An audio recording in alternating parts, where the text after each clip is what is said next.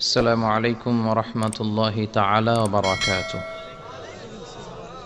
إن الحمد لله نحمده ونستعينه ونستغفره ونؤمن به ونتوكل عليه ونعوذ بالله من شرور أنفسنا ومن سيئات أعمالنا من يهده الله فلا مضل له ومن يضلل فلا هادي له أي فلن تجد له وليا مرشدا. ونشهد أن لا إله إلا الله وحده لا شريك له هو الذي لا ضد له ولا ند له لا مثل له ولا مثيل له لا وزير له ولا كفيل له لا شبه له ولا شبيه له لا ولد له ولا والد له وهو الواحد الفرد الصمد لم يلد ولم يولد ولم يكن له كفوا أحد. ونشهد أن سيدنا ونبينا وحبيبنا وبشيرنا ونذيرنا وطبيبنا وطبيب أرواحنا وحبيبنا وحبيب ربنا محمدا عبد الله ورسوله أرسله بالحق بشيرا ونذيرا وداعيا إلى الله بإذنه وسراجا منيرا. أما بعد فقد قال الله تعالى في كلامه المجيد وفي فرقانه الحميد أعوذ بالله من الشيطان الرجيم. بسم الله الرحمن الرحيم. قد أفلح المؤمنون الذين هم في صلاتهم خاشعون إن الله وملائكته يصلون على النبي يا أيها الذين آمنوا صلوا عليه وسلموا تسليما. اللهم صل على محمد وعلى آل محمد كما صليت على إبراهيم وعلى آل إبراهيم إنك حميد مجيد. اللهم بارك على محمد وعلى آل محمد كما باركت على إبراهيم وعلى آل إبراهيم إنك حميد مجيد. আপনারা সবাই কেমন আছেন? জি আলহামদুলিল্লাহ, আমিও ভালো আছি। আমাদেরকে ভালো রাখে কে? আল্লাহ। সুস্থ রাখে কে? আল্লাহ। আবার মাঝে মাঝে অসুস্থ বানিয়ে পরীক্ষা করে কে? আল্লাহ। এজন্য সব সময় প্রশংসা করতে হবে একজনের, তিনি কে? আল্লাহ। কেউ যেটা পারে না, পারে কে? আল্লাহ। কেউ যেটা দেয় না দেয় কে? কেউ যেটা বোঝে না বুঝে কে? এজন্য চাইতে হবে কার কাছে? বিষ্ণু বলতেন ইদা সাআলতা ফাসআলিল্লাহ, যখন কিছু চাবে আল্লাহর কাছে চাও। কার কাছে? নাকি খাজা বাবার কাছে, নাকি পীর সাহেব হুজুরের কাছে? কেউ আপনার কোনো উপকার বা অপকার করতে পারে? উপকার আর ক্ষতি করতে পারে একজন, তিনি কে? এজন্য বিষ্ণু বলতেন ইদা সাআলতা ফাসআলিল্লাহ ওয়া ইদা ইসতাআনতা ফাসতাইন বিল্লাহ। কিছু চাইতে মনে চায় আল্লাহর কাছে চাও, সাহায্যের দরকার হয় আল্লাহর কাছে সাহায্য চাও। আমাদের এখন কিছু হইলেই, বিপদে পড়লেই আমরা সবার আগে ফেসবুকে শেয়ার দেই, ঠিক কিনা? বিপদ একটা হয়েছে, শেয়ার দেই কোথায়? ফেসবুকে না, আগে শেয়ার করবেন আল্লাহর কাছে। কার কাছে? কথা বলেন, শেয়ার করব কার কাছে? বন্ধুর কাছে শেয়ার করার আগে, স্ত্রীর কাছে শেয়ার করার আগে, কারো কাছে শেয়ার করার আগে শেয়ার করব যার কাছে, তিনি কে? আল্লাহ। কারণ তিনিই পারেন আপনাকে বিপদ মুক্ত করতে। তিনি ছাড়া পৃথিবীর কোনো শক্তি আপনার কোনো উপকারও করতে পারে না, কোনো ক্ষতিও করতে পারে। এজন্য বিষ্ণু বলতেন ইদা সাআলতা ফাসআলিল্লাহ, যখন চাইতে মনে চায় আল্লাহর কাছে চাও।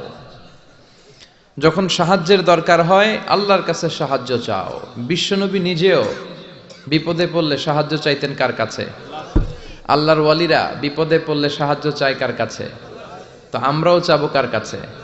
এমনকি বিশ্বনবীর কাছেও সাহায্য চাওয়া যাবে না। বিশ্বনবীর মাকবারের সামনে আমরা মসজিদ নববীতে যখন সালাত পড়ে ওনার কবরের সামনে দাঁড়িয়ে যখন সালাম দেই, তখন বিশ্বনবীর কাছে কিছু চাওয়া যায় না। আল মাইয়িতু ফিল কবর কাল গরীকু ফিল বাহর। সাঁতার না জানা ব্যক্তি সাগরে পড়লে যেরকম অসহায়, মানুষ মরে গেলে এরকম অসহায়। সে আপনারে কিছু করতে পারে না। আপনি বরং তাকে দোয়া করে তার রুহে আপনি সওয়াব পৌঁছে দিয়ে আসবেন, তার জন্য ক্ষমা চাইবেন, ইস্তেগফার পড়বেন, কিন্তু তার কাছে কিছু চাওয়া যাবে? কিন্তু আমাদের দেশে চায় না। মাজারে যেয়ে চায় কি চায় না? দয়াল বাবার কাছে চায় কি চায় না? দয়াল বাবা রে দয়া করো আমারে, বলে, এখনো বলে। এত আমরা বুঝাই, তাওহীদের পক্ষে মানুষকে বুঝাই, শিরকের বিপরীতে আমরা মানুষকে সচেতন করি, এরপরেও বলে দয়াল বাবারে দয়া করো আমারে। দয়াল বাবা আপনার দয়া করতে পারে না, দয়া করতে পারে কে? এজন্য জীবনের যে কোনো মুহূর্তে, যে কোনো পরিস্থিতিতে, সিচুয়েশনেই আমরা থাকি না কেন, আমরা সাহায্য চাইবে একজনের কাছে, চিল্লায় বলতে হবে তিনি কে? আল্লাহ। হাদিসে কুদসিতে আল্লাহ বলেন লাউ আন্না আউওয়ালাকুম ওয়া আখিরাকুম ইনসাকুম ওয়া জিন্নাকুম, পৃথিবীর সব মানুষগুলো, সব জিনগুলো, সাইয়েদনা আদম থেকে শুরু করে up to the day of judgement, কিয়ামত পর্যন্ত যারা এসেছিল, যারা আছে, যারা আসবে, সবাই যদি একটা ময়দানে দাঁড়িয়ে যায় আর দাঁড়িয়ে যদি আল্লাহর কাছে চাইতে থাকে, আল্লাহ এটা দাও, গাড়ি দাও, বাড়ি দাও, নারী দাও, সম্মান দাও, একটার পর একটা যদি আল্লাহর কাছে চাইতে থাকে, আর আল্লাহ তাআলা যদি তাদের সব চাহিদা পূরণ করে দেয়, সবও যদি দিয়ে দেয়, আল্লাহ বলে আমার ভান্ডারের 1 ইঞ্চিও কমবে না। তো যার ধন ভান্ডার এত বিশাল, তাকে রেখে দিয়ে আমরা অন্য জায়গায় চাবো কেন? কথা বুঝতে পেরেছেন? এটার নাম হচ্ছে তাওহীদ। মানে আমাদের সবকিছু এক কেন্দ্রিক হবে, আমাদের চাওয়া পাওয়া, বাসনা, যন্ত্রণা, আকাঙ্ক্ষা সবকিছু আমরা কার কাছে বলবো? এটার নাম তাওহীদ। এটার নাম কি? তাওহীদেরই মুর্শিদ আমার মুহাম্মাদের নাম বলো, মুহাম্মাদের নাম। আল্লাহর নাম জপলে বুঝতে পারি, আল্লাহরই কালাম বলো, মুহাম্মাদের নাম। ওই নামেরই রশি ধরে যাই আল্লাহর পথে, ওই নামেরই ভেলায় চড়ে ভাসি নূরের স্রোতে, ওই নামের বাতি জেলে দেখি আরশের মুকাম বলো, মুহাম্মাদের নাম। তাওহীদেরই মুর্শিদ আমার মুহাম্মাদের নাম বলো, মুহাম্মাদের নাম। চিল্লায় পড়েন আল্লাহু আকবার। আল্লাহু আকবার। তো এর নাম হচ্ছে তাওহীদ। তাওহীদ মানে হচ্ছে এক আল্লাহয় বিশ্বাসী হওয়া, ওয়াননেস অফ গড। আমাদের স্রষ্টা একজন। চিল্লায় বলতে হবে কয়জন? আরো জোরে বলেন কয়জন? খ্রিস্টানরা বলে ওদের স্রষ্টা তিনজন। কয়জন? এটাকে আরবিতে বলে তাসলিফ, ইংরেজিতে বলে ট্রিনিটি, বাংলায় বলে ত্রিত্ববাদ। খ্রিস্টানরা তিন খোদায় বিশ্বাসী, আর আমরা কয় খোদায় বিশ্বাসী? এক খোদায়। খ্রিস্টানরা বলে আল্লাহ হচ্ছে একজন প্রভু, ঈসা আলাইহিস সালাম হচ্ছে দ্য সান অফ গড, আল্লাহর ছেলে, নাউজুবিল্লাহ পড়েন। আবার জিব্রাইল আলাইহিস সালামকেও আরেক খোদা মানে, তারা ওনাকে বলে দ্য হোলি স্পিরিট। কিন্তু আমরা বলি কুল হু আল্লাহু আল্লাহুস লাম ইয়ালিদ ওয়া লাম ইয়াকুল লাহু কুফুয়ান আহাদ। আমরা বলি আল্লাহ এক, অদ্বিতীয়, তিনি অমুখাপেক্ষী। গোটা বিশ্বের সবাই বিপদে পড়লে চায় কার কাছে? আল্লাহ চায় কার কাছে? হ্যাঁ, আল্লাহ কারো কাছে চায় না। এটাই হচ্ছে স্রষ্টা আর সৃষ্টির পার্থক্য। আমরা বিপদে পড়লে আল্লাহর কাছে চাই, আল্লাহ কারো কাছে চায়। আমাদের প্রয়োজন পূরণে আমরা আল্লাহর কাছে ঠেকা, আল্লাহ কি কারো কাছে ঠেকা? এজন্য আল্লাহ বললেন তোমরা সব ফকির। আমরা কি? রব্বুল আলামিন বলেন ইয়া আইয়ুহান নাসু আনতুমুল ফুকারাউ ইলাল্লাহ ওয়াল্লাহু হুয়াল গনিয়ুল হামিদ। ও দুনিয়ার মানুষেরা শোনো, তোমরা হলা ফকির, তোমাদের প্রয়োজনে আমার কাছে চাও, কিন্তু আমি আল্লাহ কারো কাছে চাই না। আমরা সবাই ফকির। আমরা কি? তাহলে ধনী কে? চিল্লায় বলেন ধনী কে? উনি কারো কাছে হাত পাততে হয় না, সবাই ওনার কাছে হাত পাতে। এজন্য আমরা ফকির, উনি হচ্ছেন ধনী। এজন্য সব বিপদে আপদে ওই ধনী আল্লাহর কাছে, অমুখাপেক্ষী আল্লাহর কাছে চাইতে রাজি আছেন তো? ছেলে হয় না, চাইবেন কার কাছে? মেয়ে হয় না, চাইবেন কার কাছে? না দুর্গার কাছে, সরস্বতী, খাজা বাবা, ল্যাংটা বাবা, আউলা বাবা, জাউলা বাবা, আছে না নাই? এগুলোর সাথে আমাদের কোনো সম্পর্ক নাই। সহজটা ধুয়ে আমরা কত দিকে দৌড়াই। এক মসজিদে যে সেজদায় পড়ে কাঁদলেই আল্লাহ মনের সব বাসনা পূরণ করে দেয়, ঠিক কিনা? আবার বিশ্বনবী বলতেন বিপদে পড়লে, যদিও বিপদটা ছোট হয়, আল্লাহর কাছে চাও। বিশ্বনবী বলতেন তোমার পায়ের জুতার ফিতাও যদি ছেড়ে যায়, মুচির দোকানে যাওয়ার আগে চাইবা কার কাছে? পায়ের জুতা ছিঁড়ে গেলে ঠিক করার জন্য কার কাছে যাই? কই আল্লাহর কাছে বলে যায়। মুচির দোকানে যাই না? তো বিষ্ণু বলেন মুচির দোকানে যাওয়ার আগে একবার আল্লাহর কাছে চাইও। সুবহানাল্লাহ পড়েন। বিশ্বনবী নামাজ শেষ করলেন, নামাজ শেষ করে বিশ্বনবী সাহাবাদের দিকে মুখ ফিরিয়ে বসতেন আর বলতেন আল্লাহু আকবার। কি বলতেন? তিনবার পড়তেন আস্তাগফিরুল্লাহ আস্তাগফিরুল্লাহ আস্তাগফিরুল্লাহ। তারপর তিনি অনেক আজকার পড়তেন, আজকারুস সাবাহ ওয়াল মাসা। সকাল সন্ধ্যার এই জিকিরগুলো পড়ে উনি ওনার জিহ্বাটারে সিক্ত করে রাখতেন। আমাদের সময়ই হয় না, আমরা নামাজের পরে আল্লাহুম্মা আমিন, ইয়া আরহামার রাহিমিন, সব শেষ। কোন তাসবিহ তাহলিল নাই, জিকির আজকার নাই। বিষ্ণুনবী এটা করতেন না, তাসবিহ পড়তেন। তো বিষ্ণুনবী প্রায় দেখতেন এক সাহাবী সালাম ফিরানোর পরে দেয় দৌড়। বিষ্ণুনবী একদিন বলে এক বসো, দৌড়াও কেন? কাজ আছে। বিষ্ণুনবী বললেন আরে তাসবিহ পড়ে, এটা বড় কাজ। সাহাবী বলে ইয়া রাসূলুল্লাহ আমি আল্লাহর কাছে কি চাবো? আমার তো চাওয়ার কিছু নাই। বিষ্ণুনবী বললেন লবণ চাও, লবণ, নুন চাও, এটা নুন। লবণটাও আল্লাহর কাছে চাইতে বলেছে। সুবহানাল্লাহ পড়বেন না? এজন্য বিপদে আপদে কার কাছে যাবো? ছেলে হয় না, কে দিবে? মেয়ে নাই, কে দিবে? ছেলে মেয়ে দুইটাই লাগবে, কে দিবে? আবার দেখেন কাউরে আল্লাহ ছেলেও দেয় না, মেয়েও দেয় না, আছে না নাই? তাহলে দেওয়ার মালিক কিন্তু একজন। চিৎকার করে বলতে হবে তিনি কে? এটার নাম তাওহীদ। এটার নাম কি? তাওহীদ। আর এর বিপরীত যদি করেন তাহলে সব শেষ। আল্লাহ শিরক থেকে তুমি আমাদের বাঁচাও। সবাই পড়েন আমিন। আপনাদের কি শীতে ধরছে? কষ্ট হচ্ছে? আপনাদের সাউন্ডের ভলিউম এত কম কেন? হ্যাঁ, লক্ষ্মীপুর খাবারের লোকদের সাউন্ডের ভলিউম খুব কম, ভলিউম বাড়াইতে চায় না। সাউন্ড বাড়াইতে হবে, তাহলেই না কথা ইন্টারঅ্যাক্টিভ হয়। আমি কথা বলবো, আপনারা শুধু শুনবেন, এই বক্তব্য আমি করি না। আমি ইন্টারঅ্যাক্টিভ বক্তব্য করি। আমিও বলি, আমার শ্রোতারাও আমার সাথে কথা কয়। আলহামদুলিল্লাহ পড়েন। তো শেষ পর্যন্ত আমি যখন জিজ্ঞেস করব আপনাদেরকে উত্তর করতে হবে বাঘের বাচ্চার মতো। মুমিন তো এরকম ঝিমায় ঝিমায় উত্তর দেয় না। মুমিন ইমানের তেজদীপ্ত বলে বলিয়ান হয়ে ওঠে, ঠিক কিনা? মুমিন জ্বলে ওঠে আপন শক্তিতে, আছে না নাই? যে ইমান প্রয়োজনে জ্বলে ওঠে না, যে ইমান সত্য ন্যায়ের কথা বলে না, যে ইমান প্রয়োজনে জ্বলে ওঠে না, যে ইমান সত্য ন্যায়ের কথা বলে না, যে ইমান বাস্তবে নাই, যে ইমান অন্তরে নাই, মুখে শুধু ফাঁকা বলি, কি করে তারে বলো ইমানে বলি, কি করে তারে বলো ইমানে বলি, কি করে তারে বলো ইমানে বলি। চিল্লায় বলেন ঠিক কিনা? যে ইমান ইমানে ভুলে নাস্তিকতার মঞ্চে ওঠে, যে ইমান বাতিল মতের দোসর হয়ে ফায়দা লুটে, আছে না নাই?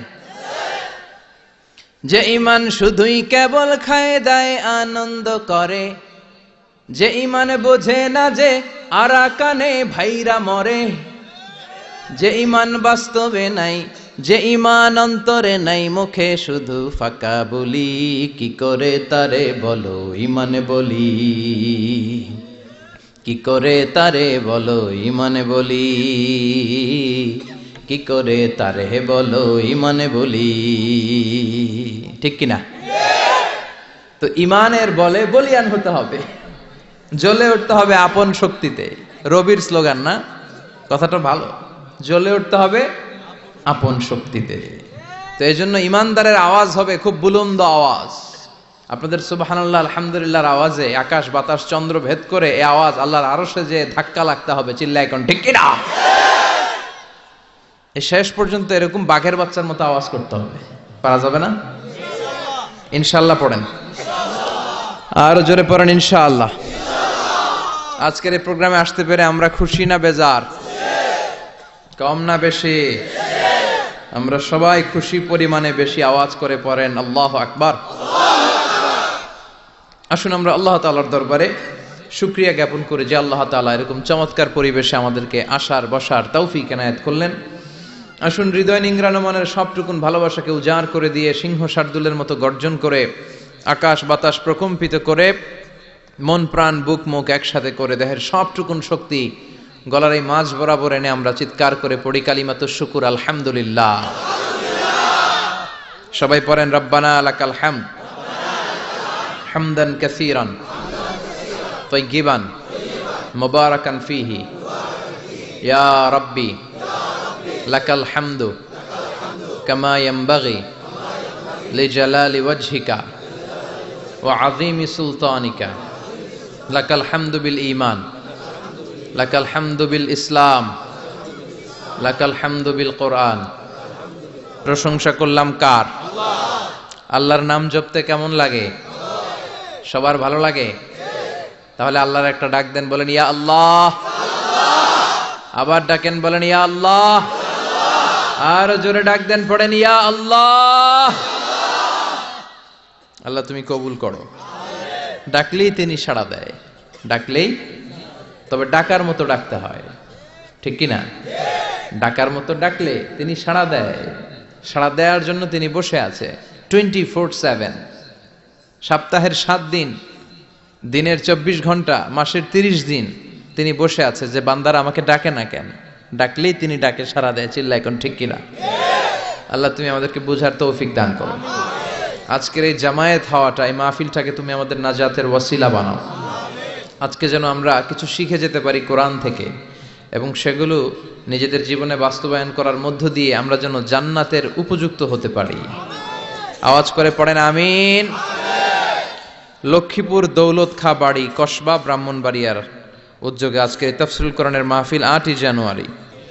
সম্মানিত সুধী, আমি পবিত্র কালামুল্লাহ মাজিদের একটা সূরা থেকে তেলাওয়াত করেছি আমার খুতবার শুরুতে। সূরাটার নাম সূরাতুল মুমিনুন। কি নাম? ভলিউম আবার কমে গেছে। সূরার নাম আরো জোরে, সূরাতুল মুমিনুন। সবাই বলতে হবে, বলেন তো সূরার নাম কি? সূরাতুল মুমিনুন। সূরাতুল মুমিনুন। ভলিউম ঠিকই আছে, এটা কষ্ট করে বাইর করতে হয়।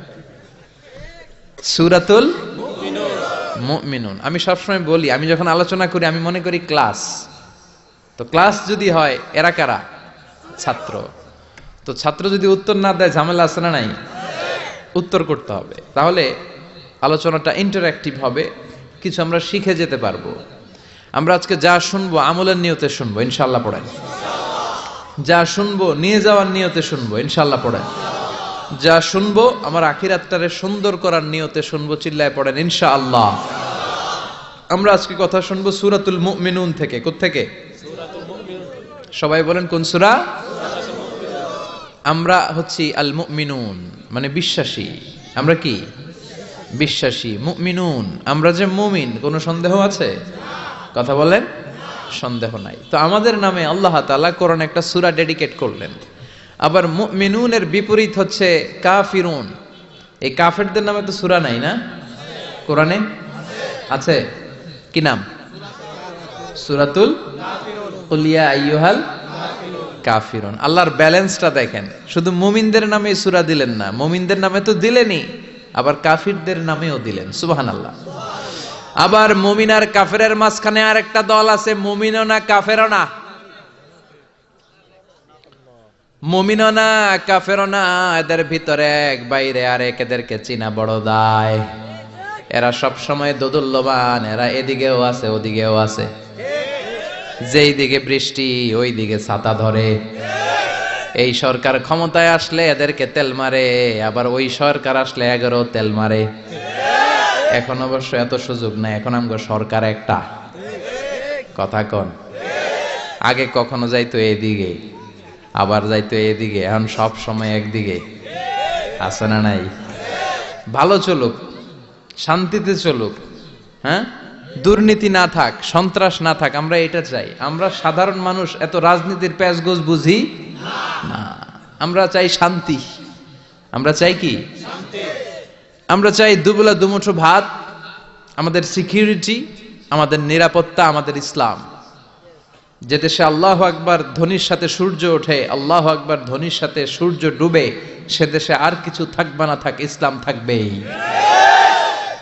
আমরা চাই আমার এই ইসলামের বিরুদ্ধে কেউ কথা না বলুক, আমার নবীর সম্মান নিয়ে কেউ ছিনিমিনি না খেলুক। আমরা চাই আমার এই কোরআনের ব্যাপারে কথা বলার স্পর্ধা যেন কারো কলিজায় না হয়। জোরে কোন ঠিক কিনা? সাধারণ জনগণ হিসেবে এতটুকু চাওয়া আমাদের থাকতে পারে না? আমাদের নেতা নেত্রীদের কাছে আমরা শুধু এটাই চাই। তো আল্লাহ বললেন, গোলাম মুমিনদের নামে সূরা দিলাম সূরাতুল মুমিনুন, আবার কাফিরদের নামে সূরা দিলাম সূরাতুল কাফিরুন। আবার মাঝামাঝি একটা দল আছে, এরা মুমিন না, এরা কাফির না, এরা মুযাবযাবিন। এরা দুই নৌকায় পাড়া দিলে যে অবস্থা হয়, তাদের অবস্থা ওই রকম। এরা এদিকেও আছে ওদিকেও আছে, নেহি এদার নেহি ওদার, দরমিয়ান মে সদর বদর। আছে না নাই? নেহি এদার নেহি ওদার, দরমিয়ান মে সদর বদর। এদের উপরে ফিটফাট, ভিতরে গেছেন সদরঘাটে? মুখস্থ কয় খালি, দেখেন নাই সদরঘাটেরা? গেছেন? সদরঘাট কি এখনো ফিটফাট হয় নাই? তো এদের অবস্থা হচ্ছে উপরে ফিটফাট, ভিতরে এদিকেও না ওদিকেও না, ভিতরে এক বাইরে আরেক। তার নাম মধু হই হই বিষ হাবাইলা। কয় মধু, কয় কি? আসলে এটা কি? এটা কি মুমিন না মুনাফিক? এই মুনাফিকদের নাম আল্লাহ একটা সূরা দিলেন। কি নাম সূরার? সূরাতুল মুনাফিকুন। দেখেন কোরআনের ব্যালেন্স কত সুন্দর। আল্লাহ বললেন মুমিনদের নামে সূরা দিলাম, কাফিরদের নামেও সূরা দিলাম। আবার মুমিনও না কাফিরও না, মাঝামাঝি একটা ওই দলের নামেও সূরা দিলাম সূরাতুল মুনাফিকুন। সুবহানাল্লাহ। আমরা মুনাফিক হতে চাই না, চাই কি হইতে চান? মুমিন যে হইতে চায় এটাও কইতে পারে না, জোর নাই। কি হতে চাই আমরা? মুমিন হতে চাই। ঈমানের পথে অবিচল থেকে আমার মরণ যেন হয়। পড়েন আমিন। তোমারই কাছে মিনতি আমার, তোমারই কাছে মিনতি আমার, মহামহিম দয়াময়, ইমানের পথে অবিচল থেকে আমার মরণ যেন হয়। পড়েন আমিন। আমরা ইমানের জীবন চাই, ইমানের মৃত্যু চাই, আমরা শাহাদাতের তামান্না চাই। আল্লাহ তুমি কবুল করে নাও। বিষ্ণুই বলেন যারা শাহাদাতের তামান্না অন্তরে রাখে না ওরা মুমিন হতে পারে। আর শাহাদাতের তামান্না অন্তরের মধ্যে রেখে লোকটা যদি বিছানায় পড়েও মারা যায়, শহীদদের কাতারে কিয়ামতের দিন তারে দাঁড় করাইয়া দিবে কে? আমাকে শহীদ করে ওই মিছিলে শামিল করে নিও, যে মিছিলের নেতা মীর হামজা, খোবায়েবে খাব্বাব, আল্লাহর কাছে যারা অতি প্রিয়, শামিল করে নিও আমাকে শহীদ করে ওই মিছিলে শামিল করে নিও। পড়েন আমিন। চিল্লায় পড়েন আমিন। মরতে যখন হবেই আমরা শাহাদাতের মৃত্যু চাই। সাইয়েদনা ওমর ফারুক আল্লাহর কাছে দোয়া করতেন, আল্লাহ আল্লাহুম্মা রযুকনা শাহাদাতান ফি সাবিলিক ওয়াল মাউতা ফি হারামি রাসূলিক। ও আল্লাহ আপনি আমার শাহাদাতের মৃত্যু দেন, আমার মৃত্যু পৃথিবীর কোন শহরে না দিয়ে বিশ্বনবীর শহরে মদিনাতে আমার মৃত্যু দেন। ওনার দোয়া কবুল করে নিয়েছে কে? উনি অ্যাসাসিনেটেড হয়েছেন, আত্মাইর আঘাতে উনি নিহত হয়েছেন। আর ওনার কবরটা আছে বিশ্বনবী, তার পাশে আবু বকর, তার পাশে ওমরে ফারুক শুয়ে আছে। সুবহানাল্লাহ পড়েন। দুই সাথীকে পাশে নিয়ে হায় ঘুমিয়ে আছে নিঝুম নিরালায়, আমি সইতে পারি না বিরহ জ্বালা, ধন্য করো দিদারে ডেকে লও মাবুদ আল্লাহ, রওজা পাকের কিনারে। ঠিক কিনা? ডেকে লাও রাসূল আল্লাহ না, ডেকে লাও মাবুদ আল্লাহ। কারণ রাসূল আপনাকে দিদার দিতে পারে না, দিদার দিবে কে? বিশ্বনবীর স্বপ্নে দেখা অনেক বড় নিয়ামত, চাইলে বিশ্বনবীর স্বপন যোগে দেখা যায় না। আল্লাহ যারে এই নিয়ামত দিতে চায় তারে দেয়, সবাই রে আল্লাহ দেয় না। এজন্য এই নিয়ামতটাও বিশ্বনবীর কাছে চাওয়া যায় না, চাইতে হবে কার কাছে? আল্লাহ আপনারে দিদার দিবে কি দিবে না এটা আল্লাহর চয়েস। বিশ্বনবী এসে আপনারা দিদার দিতে পারে না, আল্লাহর হুকুম না হলে বিশ্বনবীও দিদার দেন না। চিৎকার করে বলেন ঠিক কিনা? এজন্য আমরা আল্লাহর কাছে শাহাদাতের মৃত্যু চাই, আমরা আল্লাহর কাছে ঈমানের মৃত্যু চাই। পড়েন আমিন। আর জোরে পড়েন আমিন।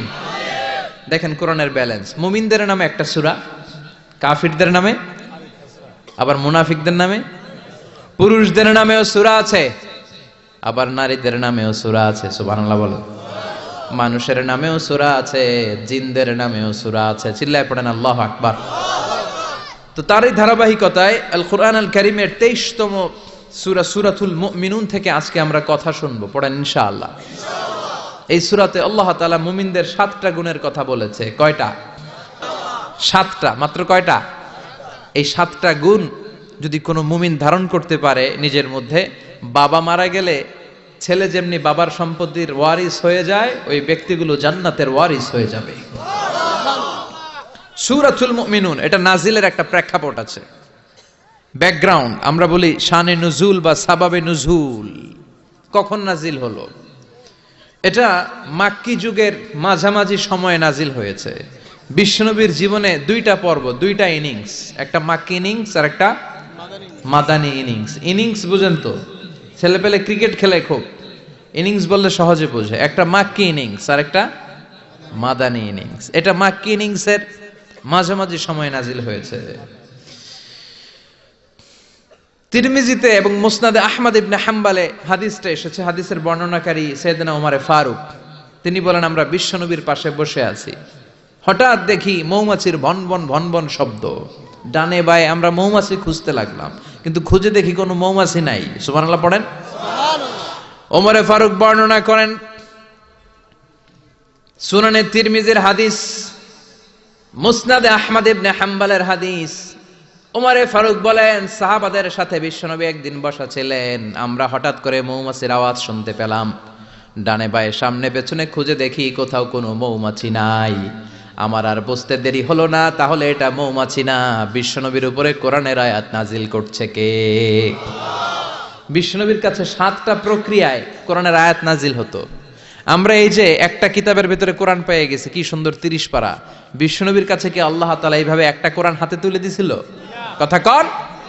23 বছরের লম্বা ডিউরেশনে, 23 বছরের লম্বা সময়ে, নাজমান ইয়ানি কালিলান, অল্প অল্প করে, হাসবা হাওয়াইজিল বাশার, মানব জাতির প্রয়োজন অনুসারে কোনদিন 1 আয়াত, কোনদিন 10 আয়াত, কোনদিন 5 আয়াত, এভাবে করে করে 23 বছরের লম্বা জিন্দেগিতে আল্লাহ পুরো কোরআনটা বিশ্বনবীর উপর নাজিল করেছে। বিশ্বনবীর কাছে এই যে কোরআন নাজিল হতো, এগুলোর অনেকগুলো প্রক্রিয়া আছে। সহিহ হাদিসে এসেছে অনেকগুলো প্রক্রিয়া পাওয়া যায়।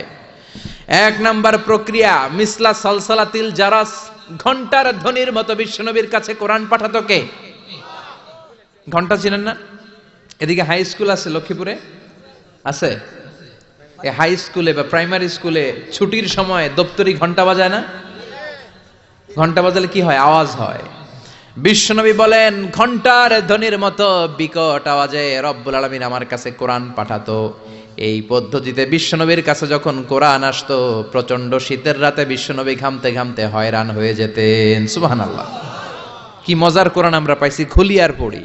বিশ্বনবী এই কোরআনকে রিসিভ করতে কত কষ্ট করেছেন। শীতের রাতে, কনকনে শীতের রাতে এই কোরআনকে রিসিভ করতে যে উনি ঘেমে একাকার হয়ে যেতেন। এই হলো একটা প্রক্রিয়া, ঘন্টার মতো কোরআন আসতো।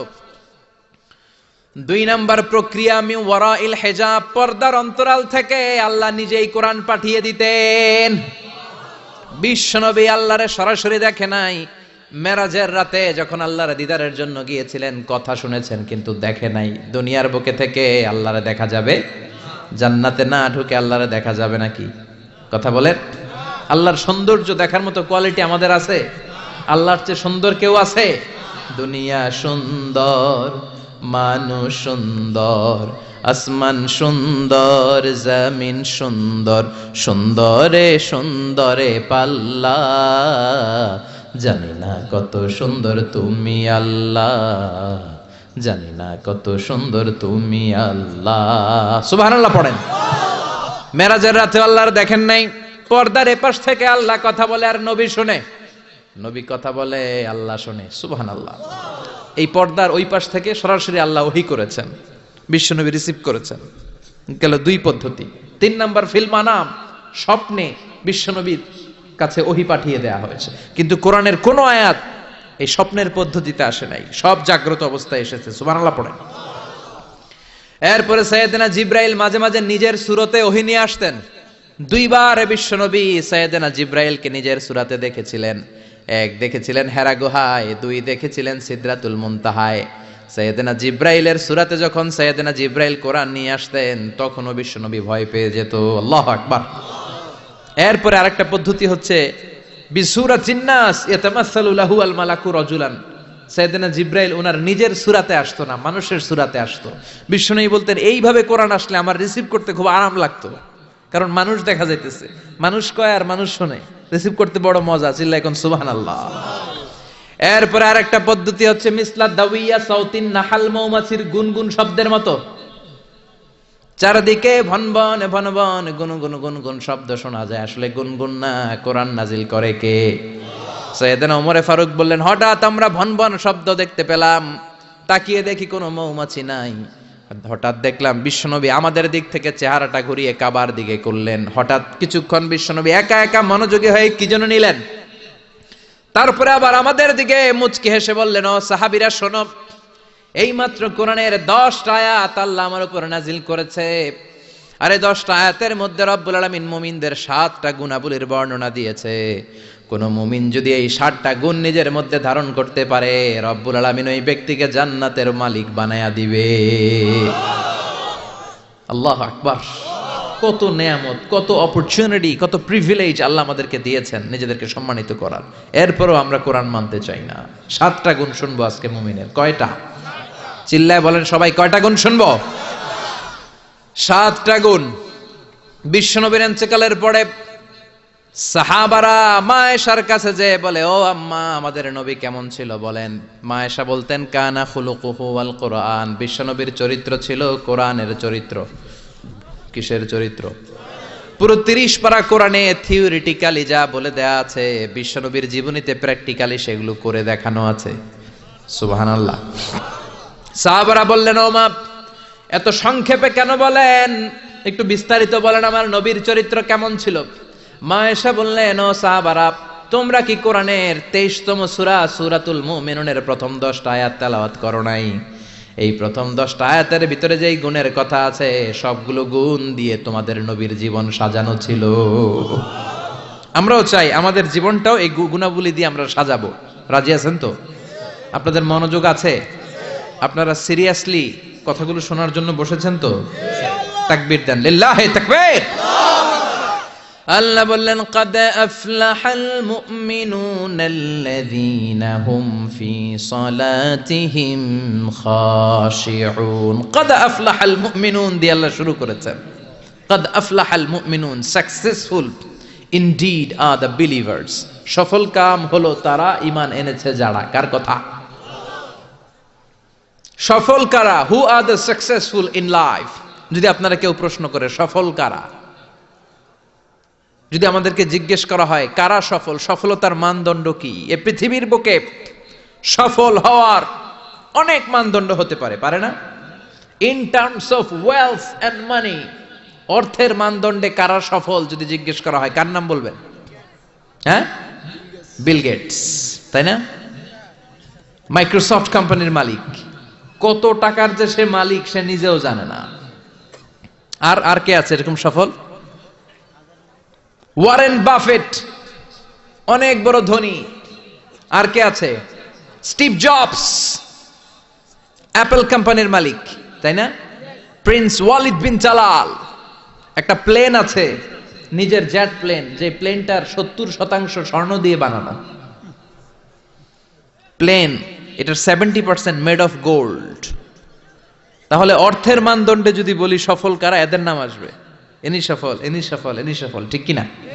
এবার যদি বলি ইন টার্মস অফ পাওয়ার, ক্ষমতার মানদণ্ডে পৃথিবীতে সবচেয়ে সফল কে? Donald Trump, president of United States of America.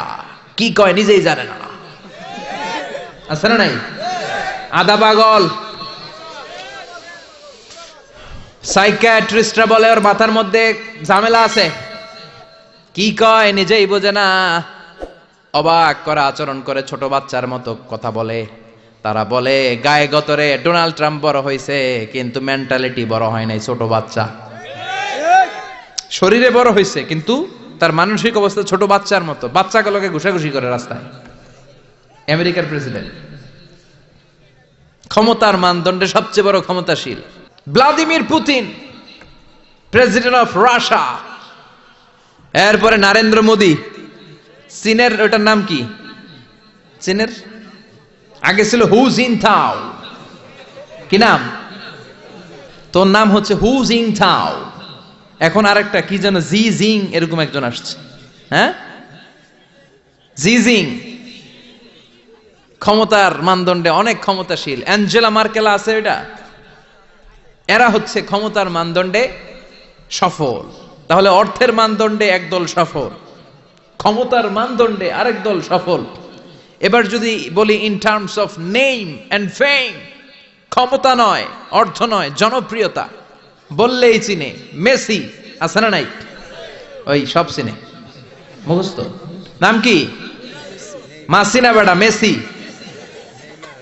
Neymar আপনিও জানেন, সর্বনাশ, কিয়ামতের আলামত, হুজুরও জানে। কি নাম? নেইমার। আর কি আছে এরকম? রোনাল্ডো। আর কি আছে? এক নামে চিনে, গোটা বিশ্ব চিনে। বাংলাদেশের জনপ্রিয়তার বিচারে যদি বলি, এক নামে শেখ হাসিনা, সবাই চিনে। হ্যাঁ, খালেদা জিয়া এক নামে চিনে, মাশরাফি বিন মুর্তজা এক নামে চিনে। এখন আর একটা আছে হিরো আলম, আছে না নাই? In terms of name and fame. Allama Delwar Hossain Sayeedi, এক নামে 17 কোটি বাংলাদেশের মানুষ চিনে, চিল্লায় বলো ঠিক কিনা? এটা হচ্ছে in terms of name and fame, খ্যাতি, যশ, জনপ্রিয়তা। তার মানে দুনিয়ার বুকে অর্থের মানদণ্ডে কিছু লোক সফল, আবার ক্ষমতার মানদণ্ডে কিছু লোক দুনিয়ার বুকে সফল, আবার জনপ্রিয়তার মানদণ্ডে কিছু নাম বললেই সবাই চিনে। অমিতাভ বচ্চন, শাহরুখ খান, আমির খান, সালমান খান, খয়ার খান, আছে না নাই? তো অর্থের মানদণ্ডে কেউ সেরা সফল, ক্ষমতার মানদণ্ডে কেউ সফল, জনপ্রিয়তার মানদণ্ডে সফল। আল্লাহ বলে আমার কাছে এগুলা মানদণ্ড না। আল্লাহ বলে ক্ষমতা আমার কাছে মানদণ্ড না সফল হওয়ার, অর্থ আমার কাছে সফলতার মানদণ্ড না, জনপ্রিয়তাও আমার কাছে সফলতার মানদণ্ড না। আমার কাছে সফলতার মানদণ্ড হলো ঈমান। আল্লাহর কাছে সফলতার মানদণ্ড কি? ঈমান। দুনিয়াতে আপনার টাকা আছে, ক্ষমতা আছে, আপনি বের হলে সামনে গাড়ি, পেছনে গাড়ি, সামনে পুলিশ, পেছনে পুলিশ, সামনে বডিগার্ড, পেছনে বডিগার্ড, কিন্তু আল্লাহর কাছে এই ক্ষমতার 4 আনা দাম নাও থাকতে পারে। চিল্লা এখন ঠিক কিনা? আল্লাহ বলেন ক্ষমতা আমার কাছে সফলতার মানদণ্ড না, অর্থ আমার কাছে সফলতার মানদণ্ড না, জনপ্রিয়তা আমার কাছে সফলতার মানদণ্ড না। আমি আল্লাহর কাছে সফলতার মানদণ্ড হলো ঈমান। আল্লাহর কাছে সফলতার মানদণ্ড কি? ঈমান। ঈমান যদি না থাকে তার কোনো দাম in the day of judgement আল্লাহর কাছে আছে? চিল্লায় বলেন আছে। সেজন্য আল্লাহ বললেন কদ আফলাহাল মুমিনুনাল্লাযীনা হুম ফি সালাতিহিম খাশিউন। এই দুনিয়া এবং আখিরাতে সফল হয়েছে তারা আল্লাহর উপর ঈমান এনেছে যারা। ঠিক কি না? সফল হয়েছে কারা? ঈমান এনেছে যারা। চিল্লায় উত্তর দেন, সফল হয়েছে কারা? নাকি যাদের টাকা বেশি এরা সফল, ক্ষমতা বেশি এরা সফল, এক নামে সারা বিশ্ব চিনে সেলিব্রিটি এরা সফল? সফল হচ্ছে ঈমানদার। আমরা সেই ঈমানদার গোষ্ঠীর মানুষ, আমরা সেই ঈমানের পথের সৈনিক। চিল্লায় বলেন ঠিক কি না? আল্লাহ বললেন কদ আফলাহাল মুমিনুনাল্লাযীনা হুম ফি সালাতিহিম খাশিউন। আমার কাছে সফলতার মানদণ্ড হলো ঈমান। আমার কাছে সফল হলো তারা ঈমান এনেছে যারা। কিন্তু ঈমানটা আধা আধা মানলে হবে না, পুরাপুরি ঈমান থাকতে হবে। ঠিক কি না? কেউ যদি বলে কোরআনের আধা মানি না, মুমিন না কাফের? কেউ যদি বলে আমি এই সূরা মানি ওই সূরা মানি না, মুমিন না কাফের? কেউ যদি বলে আমার যেটা ভাল লাগে, আমার দলের জন্য যেটা সুবিধা ওইটা মানি, আমার দলের জন্য যেটা ঝামেলা ওইটা মানি না, এরকম আছে না নাই? মিষ্টি খাওয়ার সুন্নত মানে, মায়ের খাওয়া যে সুন্নত মানে না, আছে না নাই? মিষ্টি মিষ্টি কথা মানে, ঝুঁকি নেওয়া যে সুন্নাত ওইটা মানে না, এরকম আছে না নাই? সুন্নাত নয় শুধু সুমধুর আলাপন, আর সুন্নাত হলো হুঙ্কার গর্জন। ঠিক কি না? সুন্নাত শুধু নয় নির্জন ধ্যানে যাওয়া, আর সুন্নাত হলো পাথরের আঘাত খাওয়া। মুহাব্বতে তার সুদিনের সাথী তুমি, দুর্দিনেও তার পাশে থাকো কি। আরো কিছু সুন্নাত আছে তুমি জানো কি, জানলেও জীবনে কখনো তা মানো কি। সুন্নাত নয় শুধু দাওয়াতের মেহমান, সুন্নাত নয় শুধু খাওয়া শেষে মধুপান। আরো কিছু সুন্নাত আছে তুমি জানো কি, জানলেও জীবনে কখনো তা মানো কি। চিল্লায় বলেন ঠিক কি না? তার মানে আল্লাহর কাছে সফলতার মানদণ্ড হলো ঈমান। কিন্তু সাধারণ ঈমান নয়, ঈমানটা হতে হবে পূর্ণাঙ্গ ঈমান। কিছু মানলাম না এমন করা যাবে? মানলে পুরোটাই মানতে হবে। কার কথা? চিল্লায় বলেন কথাটা কার?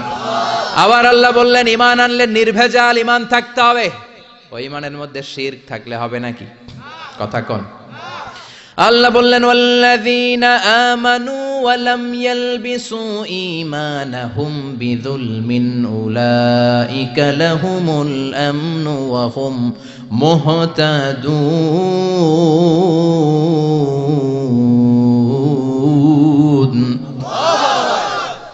ঈমান আনার পরে ঈমানের সাথে যদি শিরকে তোমরা না মিলাও, তখন তোমাদের ঈমানটা নির্ভেজাল ঈমান হবে। তখন দুনিয়ার জীবনে তোমাদেরকে নিরাপত্তা দিবে কে? আবার হেদায়েত দিয়ে তোমাদেরকে ধন্য করবে কে? তার মানে ঈমান হতে হবে নির্ভেজাল। ঈমানের মধ্যে শিরক থাকলে হবে? কথা কন। আল্লাহ সব মাফ করে, শিরক মাফ করে? করে না। আপনি কিয়ামতের দিন পাহাড় পরিমাণ গুনাহ নিয়ে আল্লাহর সামনে হাজির হয়েছেন, কিন্তু এই গুনার মধ্যে শিরকের গুনাহ নাই। আল্লাহ বললেন তাহলে আমি পাহাড় পরিমাণ দয়া নিয়ে তোর কাছে হাজির হয়ে যাব।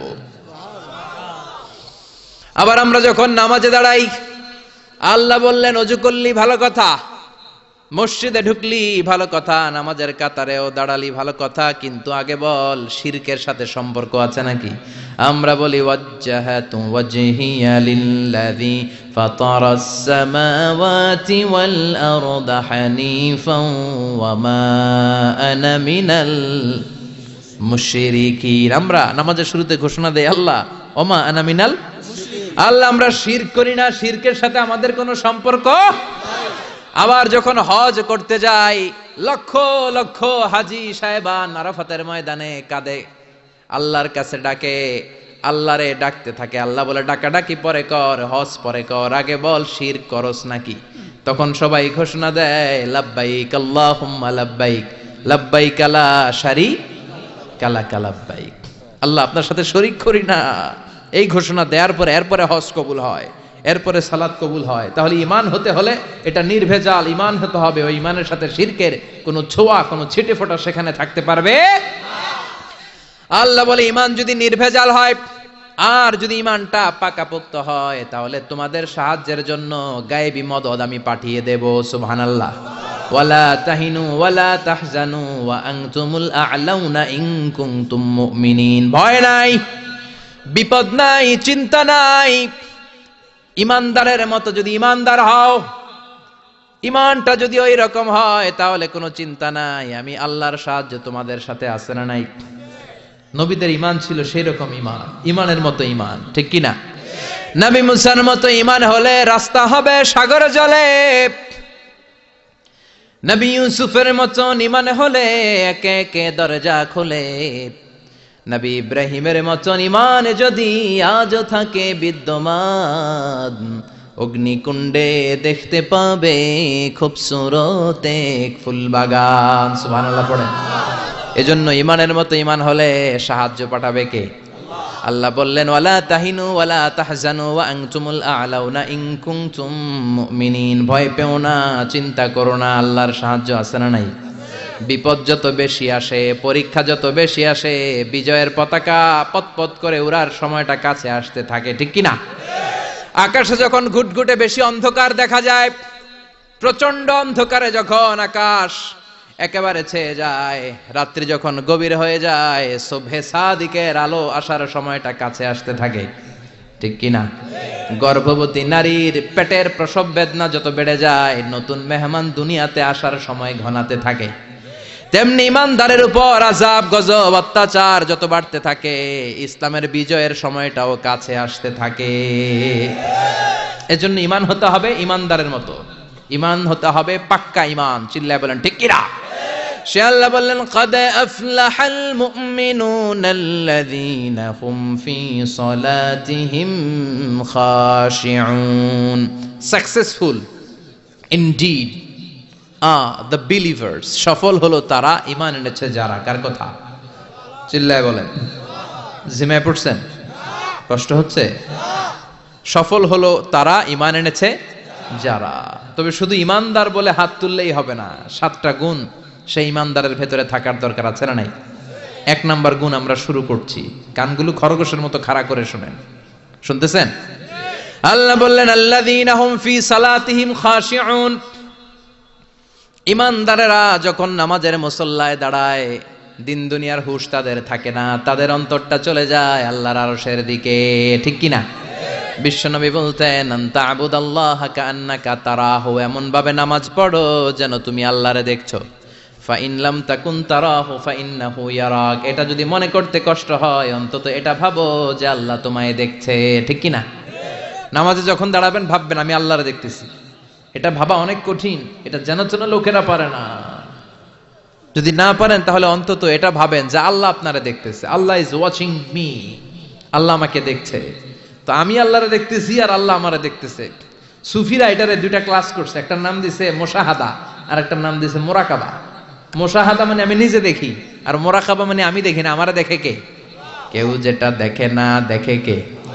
কেউ যেটা শোনে না শোনে কে? আল্লাহ আপনারে দেখতেছে। নামাজের মুসল্লা এই চিন্তাটা করলে খুশু খুদু বাড়ায় দিবে কে? খুশু মানে ভয়। কার ভয়? কথা বলেন। যাদের হৃদয়ে আছে আল্লাহর ভয় তারা কভু পথ ভুলে যায় না। আল্লাহর প্রেম ছাড়া এই দুনিয়ায় কারো কাছে কোনো কিছু চায় না। রাতের আধারে যারা সেজদাতে রয় দু চোখের শ্রুতে নদী যেন বয়। রাতের আধারে যারা সেজদাতে রয় দু চোখের শ্রুতে নদী যেন বয়। ছলনার হাতছানি যতই আসুক পেছনে ফিরেও সে তাকায় না। যাদের হৃদয়ে আছে আল্লাহর ভয় তারা কভু পথ ভুলে যায় না। আল্লাহর প্রেম ছাড়া এই দুনিয়ায় কারো কাছে কোনো কিছু চায় না, কারো কাছে কোনো কিছু চায় না, ঠিক কি না? খুশু মানে আল্লাহর ভয়। আল্লাহর ভয় নিয়ে যদি কেউ মুসল্লার মধ্যে নামাজের জন্য দাঁড়ায় তার মন ডানে বায়ে কোনো দিকে যেতে পারে নাকি? কথা বলেন। তার নজরটা থাকবে তার সিজদার দিকে। বান্দা যখন সিজদা থেকে নজর ডানে নেয় আল্লাহ বলে বান্দা ফিরে আয়। আবার যখন বাম দিকে নজর করে আল্লাহ ডাক দিয়ে বলে আকবিল ইয়া ইবাদি আকবিল, ফিরে আয়। আবার যখন উপরের দিকে তাকায় বলে ফিরে আয়। এরকম আছে না নাই? নামাজও পড়ে এমনি, নামাজও পড়ে আবার এমনি চায়, নামাজও পড়ে আবার ঘড়ির দিকে চায়, আছে না নাই? না, আল্লাহ বলে আকবিল, বান্দা ফিরে আয়, ফিরে আয়, তাকাবি তো সেজদার দিকে। তিনবার নজর ডানে বায়ে যখন ঘোরানো হলো, তিনবারও যখন নজর ফিরায় না, আল্লাহ তখন ডেকে বলে লা হাজাত আলী লা সলাতিক, এই নামাজের কোনো দরকার আমার নাই। যে আল্লাহর জন্য ওযু করলেন, সময় দিলেন, এতক্ষণ ধরে নামাজ পড়লেন, ওই আল্লাহ যদি বলে তোর নামাজের দরকার নাই, তো কারে দিলেন নামাজ? এজন্য নামাজের মধ্যে তাড়াহুড়ো করা যাবে? খুশু খুদু, খুশু মানে আল্লাহর ভয়। নামাজে যখন দাঁড়াবেন শুধু নিজেরাই মুসল্লি বানাবেন না, মনটারেও মুসল্লি বানাবেন। আমরা শুধু নিজেরা নামাজি হই, মনটারে নামাজি বানাই না। আমি ঠিকই আল্লাহু আকবার, মন চলে গেছে সৌদি আরব, মন চলে গেছে হিন্দি সিনেমার দিকে, মন চলে গেছে দোকানের দিকে, মন চলে গেছে ক্রিকেট খেলায়, আছে না নাই? উনি কিন্তু মুসল্লি, মসজিদে উনি কি মুসল্লি, উনি হাতে পায়ে একেবারে মুসল্লি, কিন্তু মনটারে মুসল্লি বানায় নাই। এজন্য মনটারেও নামাজি বানাতে হবে। আমরা বলি মনটারে কাজ দেন, মনটারে কখনো অলস বসে থাকতে দেয়া যায় না।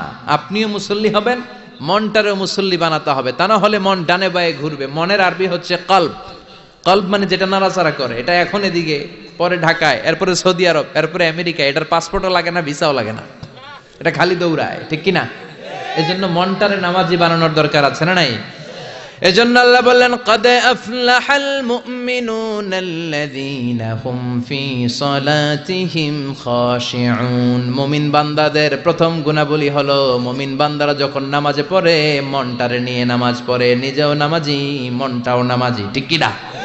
আমাদের অনেকের নামাজে মন বসে না। আমাদের অনেকে বলে হুজুর নামাজে দাঁড়ালে মন সাথে থাকে না, নামাজে শুধু ভুল হয়, সূরা যে কয়বার পড়ে নিজেও জানি না। এরকম আছে না নাই? এদিকে ওদিকে চলে যায়। এখন মনটারে কিভাবে আপনি এক জায়গায় আনবেন, কনসেন্ট্রেট করবেন কিভাবে? বিশ্বনবী একবার মসজিদে ঢুকে দেখলেন এক সাহাবী নামাজ পড়তেছে, আল্লাহু আকবার, নামাজের মধ্যে এরকম করতেছে। এরকম করে না অনেকে? নামাজের পরে দাড়িও টানে, দাড়িও চুলকে, আছে না নাই?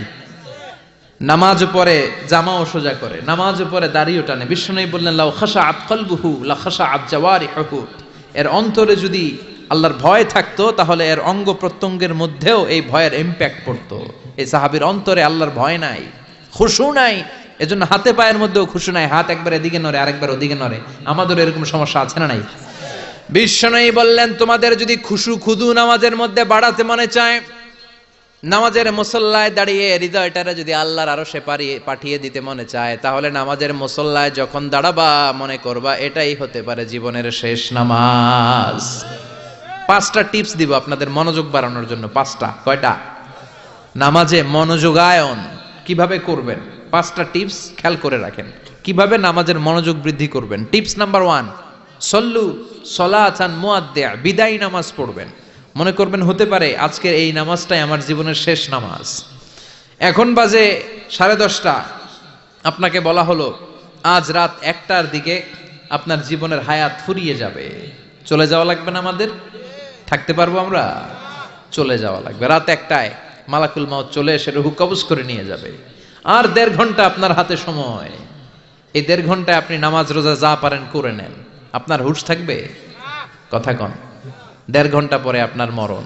আপনি তাড়াতাড়ি করে অজু করে আসবেন, যায় নামাজে দাঁড়াবেন, মনে মনে ভাববেন আজকে জনমের মতো মাফ চামু আল্লাহর কাছে, আকাম কুকাম যা করছি সব কাইন্দা একেবারে মাফ করায় ফেলাম আল্লাহর কাছে, ঠিক কিনা? সেদিন আপনি অজু করবেন চমৎকার ভাবে পাঞ্জাবিটা পরে, আতর মেখে, টুপিটা পরে মুসল্লার মধ্যে দাঁড়িয়ে আল্লাহু আকবার বলে নামাজ শুরু করবেন। ওই দিনের নামাজে আপনার কোনো তাড়াহুড়ো নাই। আছে? আজীবন তাড়াহুড়ো করছেন, কিন্তু ওই দিন আপনার তাড়াহুড়ো নাই। ওই দিনের রুকুটা আপনার জীবনের শ্রেষ্ঠতম রুকু হয়ে যাবে। ওই দিনের সেজদাটা আপনার জীবনের শ্রেষ্ঠতম সেজদা হয়ে যাবে। ওই দিন আপনি সেজদায় পড়ে চোখের পানি দিয়ে জায়নামাজ ভিজিয়ে দিবেন না? কথা বলেন, দিবেন না? এর কারণ আপনি জেনে গেছেন এটাই আপনার জীবনের শেষ নামাজ, ঠিক কিনা? তো এই যে প্রত্যেক নামাজের সময় মসজিদে যে আল্লাহু আকবার বলে যে দাঁড়াই, এই নামাজের পরে আবার কোনো নামাজের চান্স আমি জীবনে পাবো কিনা কোনো গ্যারান্টি আছে? চিল্লায় বলতে হবে, গ্যারান্টি আছে? আরো 30 মিনিট আমরা সবাই বেঁচে থাকবো, গ্যারান্টি? আরো 10 মিনিট বাঁচবো, গ্যারান্টি? শ্বাস যেটা ভিতরে নিলাম ফেলতে পারবো, কোনো গ্যারান্টি আছে? তাহলে প্রতিটা নামাজের সময় আমরা এই কথাটা ভাবি না কেন, যে হতে পারে এই নামাজটাই আমার জীবনের শেষ নামাজ, হতে পারে আজকের এই সেজদাটা আমার জীবনের শেষ সেজদা। চিল্লায় বলেন ঠিক কিনা? বিশ্বনবী শিখায় দিলেন মনোযোগায়নের প্রথম পদ্ধতি। নামাজে মনোযোগ থাকে না, মনোযোগ যদি বাড়াতে চাও ভাবো এটাই হতে পারে জীবনের শেষ নামাজ। সল্লু সালাতান মুআদ্দিয়া, পারফর্ম দ্য সালাহ as if this is your last and final prayer. এমন ভাবে নামাজ পড়ো মনে করো এটাই হতে পারে জীবনের শেষ নামাজ। আজকে থেকে প্রত্যেকবার আল্লাহু আকবার বলার সময় এটা ভাবতে পারবো না আমরা, যে হতে পারে এই নামাজটা আমার শেষ নামাজ। এই চিন্তাটা মাথার মধ্যে রাখার দরকার আছে না নাই? সাইয়েদনা আলী রাদিয়াল্লাহু তাআলা আনহু, উনি যখন নামাজে দাঁড়াতেন দিন দুনিয়ার হুঁশ থাকতো না। উনার পায়ের মধ্যে জিহাদের ময়দানে তীর ঢুকেছে, তীর বের করতে গেলেই চিৎকার মারে, কাউরে তীর ধরতে দেয় না।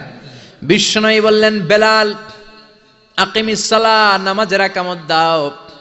নামাজ শুরু করার আগে এক সাহাবীরে বললেন, নামাজের মাঝখান দিয়ে যে তুমি আলীর পা থেকে টেনে তীর বের করবে, কারণ আমি জানি আমার মেয়ের জামাই আলী যখন নামাজের যায়, নামাজে দাঁড়ায়, দিন দুনিয়ার কোনো হুঁশ আলীর আর থাকে না। একামত হল আল্লাহু আকবার, আল্লাহু আকবার। বিশ্বনবী নামাজ শুরু করলেন, রুকু দিলেন, সিজদা দিলেন। দ্বিতীয় রাকাতের জন্য যখন দাঁড়ালেন, বিশ্বনবীর কথা মতো এই সাহাবী যে কাতারের মাঝখানে সাইয়েদনা আলীর পা থেকে গায়ে যত জোর ছিল টান মেরে তীর বের করেছে, ফিনকে দিয়ে রক্ত বের হয়েছে। সাইয়েদনা আলী মুহূর্তের জন্য টের পায় নাই।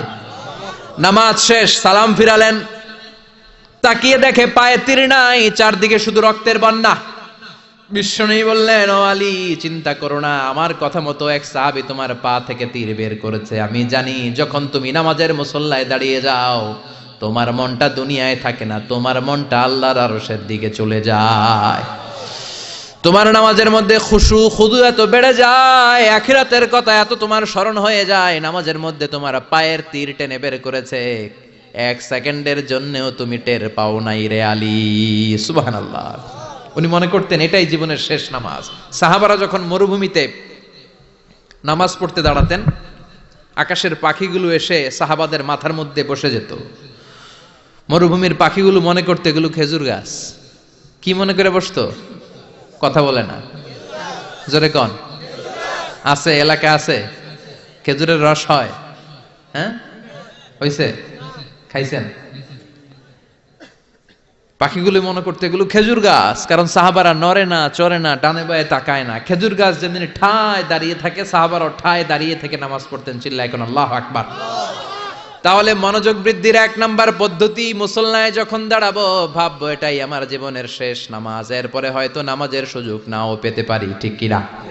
দুই নাম্বার পদ্ধতি হলো নামাজের মধ্যে আহকাম এবং আরকানগুলো ধীরস্থির ভাবে আদায় করতে হবে, তাড়াহুড়ো নামাজের মধ্যে করা যাবে না।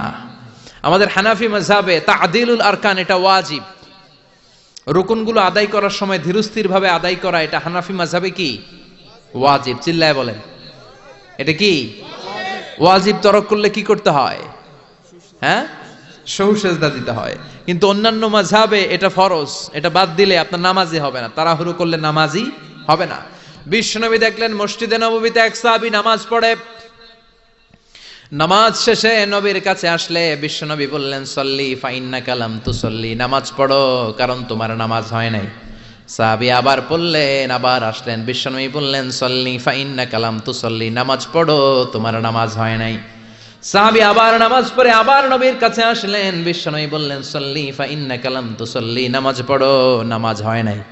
এবার সাহাবী এসে বলে, ও নবী তিনবার পড়লাম, নামাজ আমার হয় না, এর চেয়ে ভালো নামাজ আমি পড়তে জানি না। বিশ্বনবী বললেন তাহলে আসো আমি শিখাইয়া দেই, যখন নামাজে দাঁড়াবা ধীরস্থির ভাবে দাঁড়াবা, রুকুতে যখন যাবা পিঠটারে টান টান করে সোজা করে দিবা। বিশ্বনবী যখন রুকু দিতেন বিশ্বনবীর পিঠটা একেবারে স্ট্রেট ফরওয়ার্ড। সাহাবারা বলতেন বিশ্বনবীর রুকু দেওয়া পিঠের উপরে যদি পানি ভর্তি একটা গ্লাস রেখে দেওয়া হয়, পানিগুলা কাঁপবে না, গ্লাসটাও পড়বে না। সুবহানাল্লাহ। তার মানে বিশ্বনবীর রুকুর পিঠটা কেমন ছিল? Straight forward.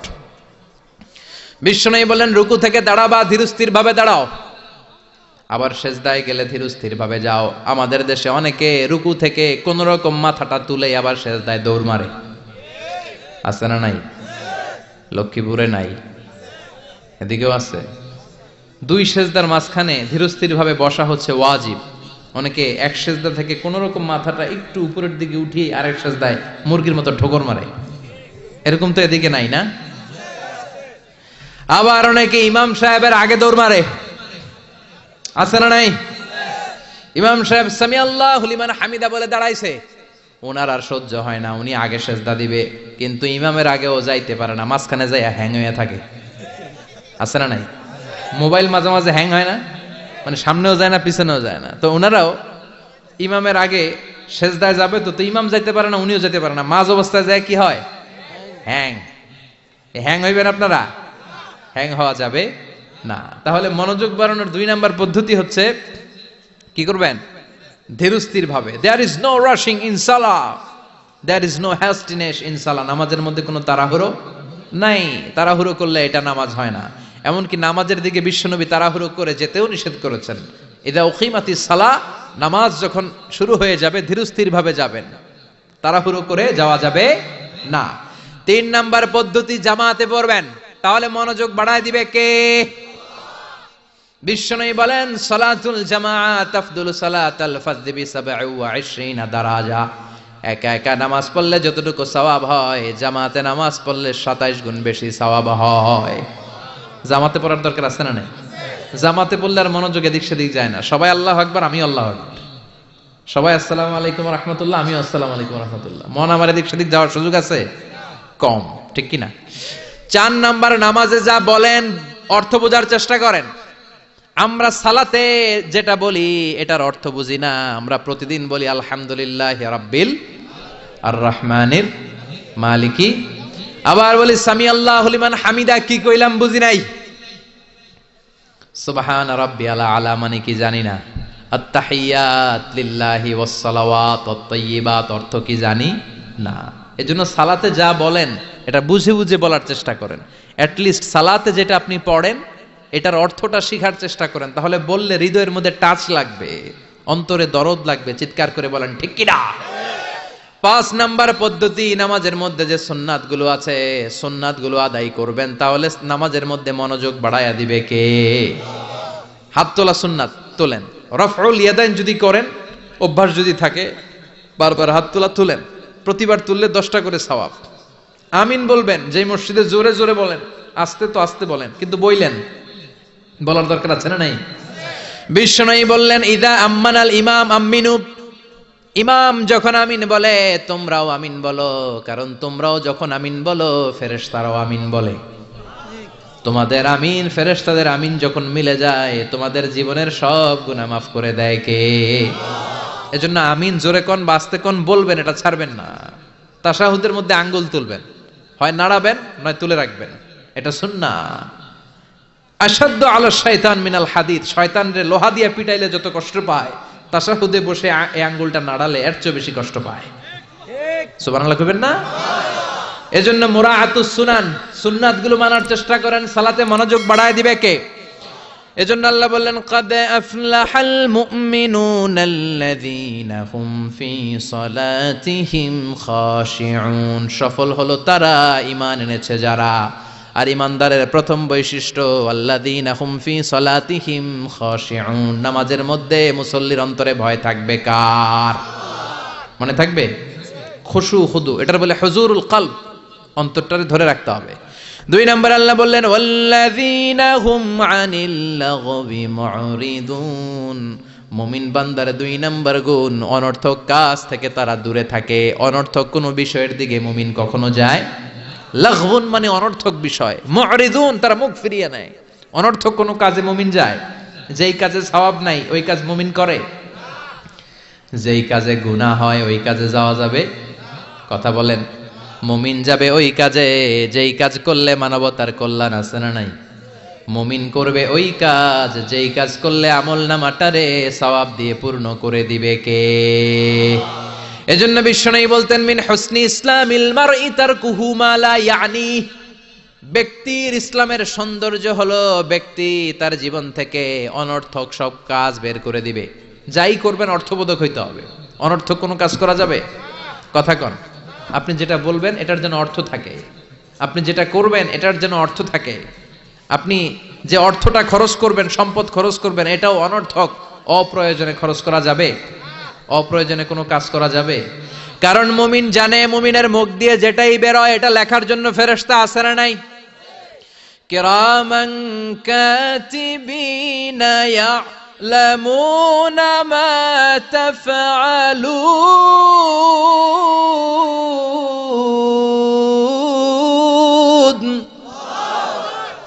যাই করি ভালো হোক কিংবা মন্দ হোক লিখে রাখার জন্য কিরামান কাতিবিন আছে না নাই?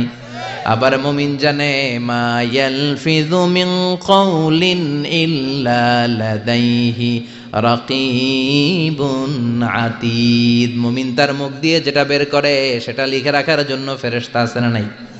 এজন্য মুমিন যেটাই করবে এটা অর্থবোধক হবে। অনর্থক কোনো কাজ করা যাবে? অনর্থক কোনো বাক্য উচ্চারণ করা যাবে? মুমিন তার চোখ দিয়ে ওই জিনিসটাই দেখবে যেটা দেখলে সওয়াব আছে না নাই? মুমিন মুখ দিয়ে সেটাই পড়বে, সেটাই উচ্চারণ করবে যেটা উচ্চারণ করলে প্রতি অক্ষরে অক্ষরে সওয়াব দিবে কে? চিল্লায় বলেন কে? আপনি যদি অনর্থক কাজের দিকে মনোনিবেশ করেন, ফোকাস দেন, তাহলে আপনি ভালো কাজের দিকে ফোকাস দেওয়ার সময় পাবেন না। আমাদের দেশের ছেলেপেলারা যত আজে বাজে কাজ আছে এগুলো নিয়ে ব্যস্ত আছে না নাই? হিন্দি সিনেমা, ওই যে হুজুর কইতেছে মোবাইল নিয়ে টিপাটিপি আছে না নাই? খেলাধুলা, রাজনীতি, এগুলো নিয়ে ব্যস্ত। ফলে ভালো কাজে তারা ফোকাস দিতে পারে না। আর যারাই এগুলো থেকে বেরিয়ে কনস্ট্রাকটিভ কাজ করে তাদের জীবনটারে বরকতময় করে দেয় কে? আমি দেখলাম কিছু যুবক এক জায়গায় ওয়ালের মধ্যে লিখেছে মানবতার দেয়াল। কি লিখেছে? এখানে লিখছে যেটা আপনার দরকার নেই রেখে যান, আর এই পাশে লিখছে যেটা আপনার দরকার লইয়া যান। সুবহানাল্লাহ কোন? তার মানে শীতকালে আপনার যে অতিরিক্ত শীতের পোশাকগুলো দরকার নাই এই হ্যাঙ্গারে ঝুলিয়ে যান। মসজিদে খুব কোন মসজিদের সামনে করেছে মানবতার দেয়াল। এই দেয়ালের এই পাশে অনেকগুলো হ্যাঙ্গার দেওয়া। তারা বলেছে যে এই শীতের পোশাকগুলো আপনার দরকার নেই দিয়ে যান, আর যাদের শীতের কাপড় নাই তারা এখান থেকে নিয়ে যান। এই যে তার চিন্তা, এটা হচ্ছে ইনোভেটিভ চিন্তা। যুবকরা যদি ভালো ভালো কাজগুলো একসাথে করার প্রয়াস পেত, চিন্তা করত, তাহলে বাংলাদেশটারে জান্নাতের টুকরা বানায় দিত কে? এজন্য মুমিনের বৈশিষ্ট্য ওয়াল্লাযীনা হুম আনিল লাগবি মুরিদুন, মুমিন বান্দারা কোনো অনর্থক কাজের সাথে কখনো যুক্ত হতে পারে। তার মানে মুমিন যখন নামাজে দাঁড়ায় অন্তরটা চলে যায় কার দিকে? 2 নম্বরে মুমিন কোনো আজে বাজে কাজে যুক্ত হয় না। 3 নম্বরে আল্লাহ বললেন ওয়াল্লাযীনা হুম লিয-যাকাতি ফাঈলুন, মুমিন বান্দাকে যদি আল্লাহ সম্পদের মালিক বানিয়ে দেয়, আল্লাহর এই সম্পদ থেকে গরিবদেরকে মুমিনরা দান করে। কি করে? এটার নাম হলো যাকাত। এটার নাম কি?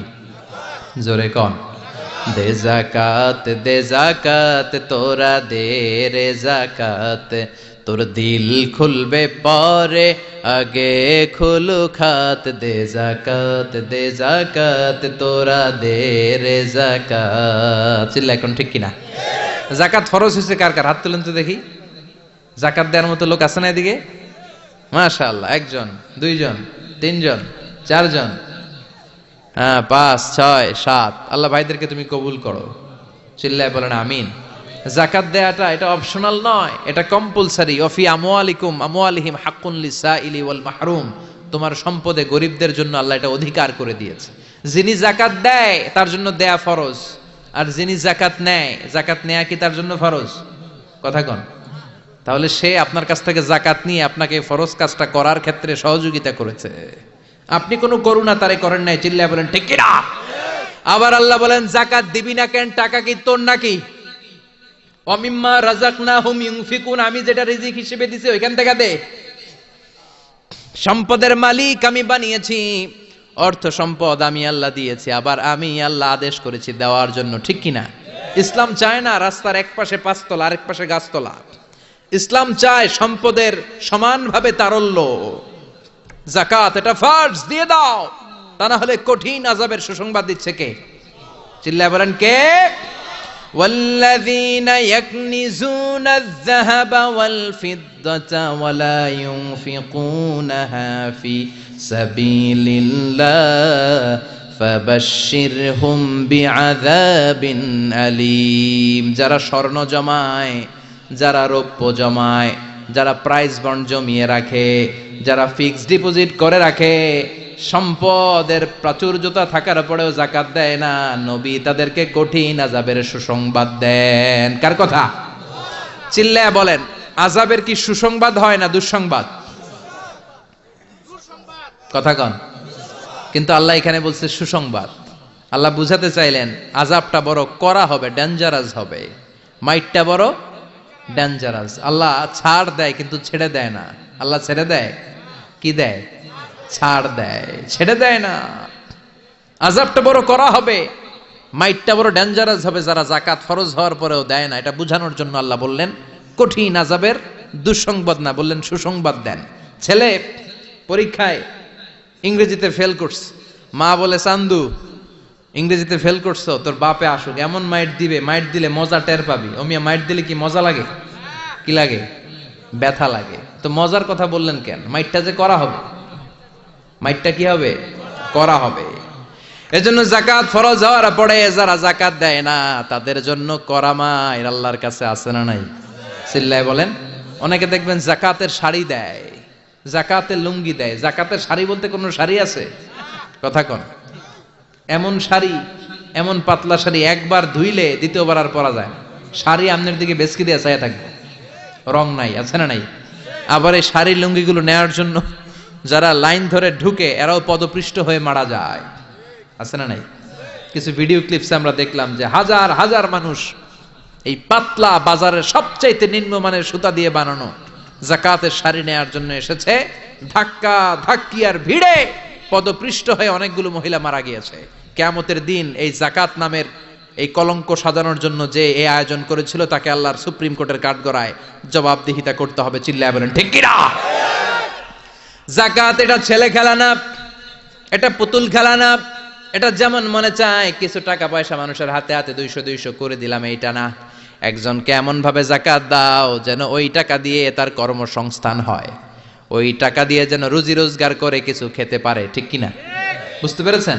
যাকাতের টাকা এমন না 10 টাকা করে আমি 500 জন ফকিরে দিয়ে দিলাম, এটা নয়।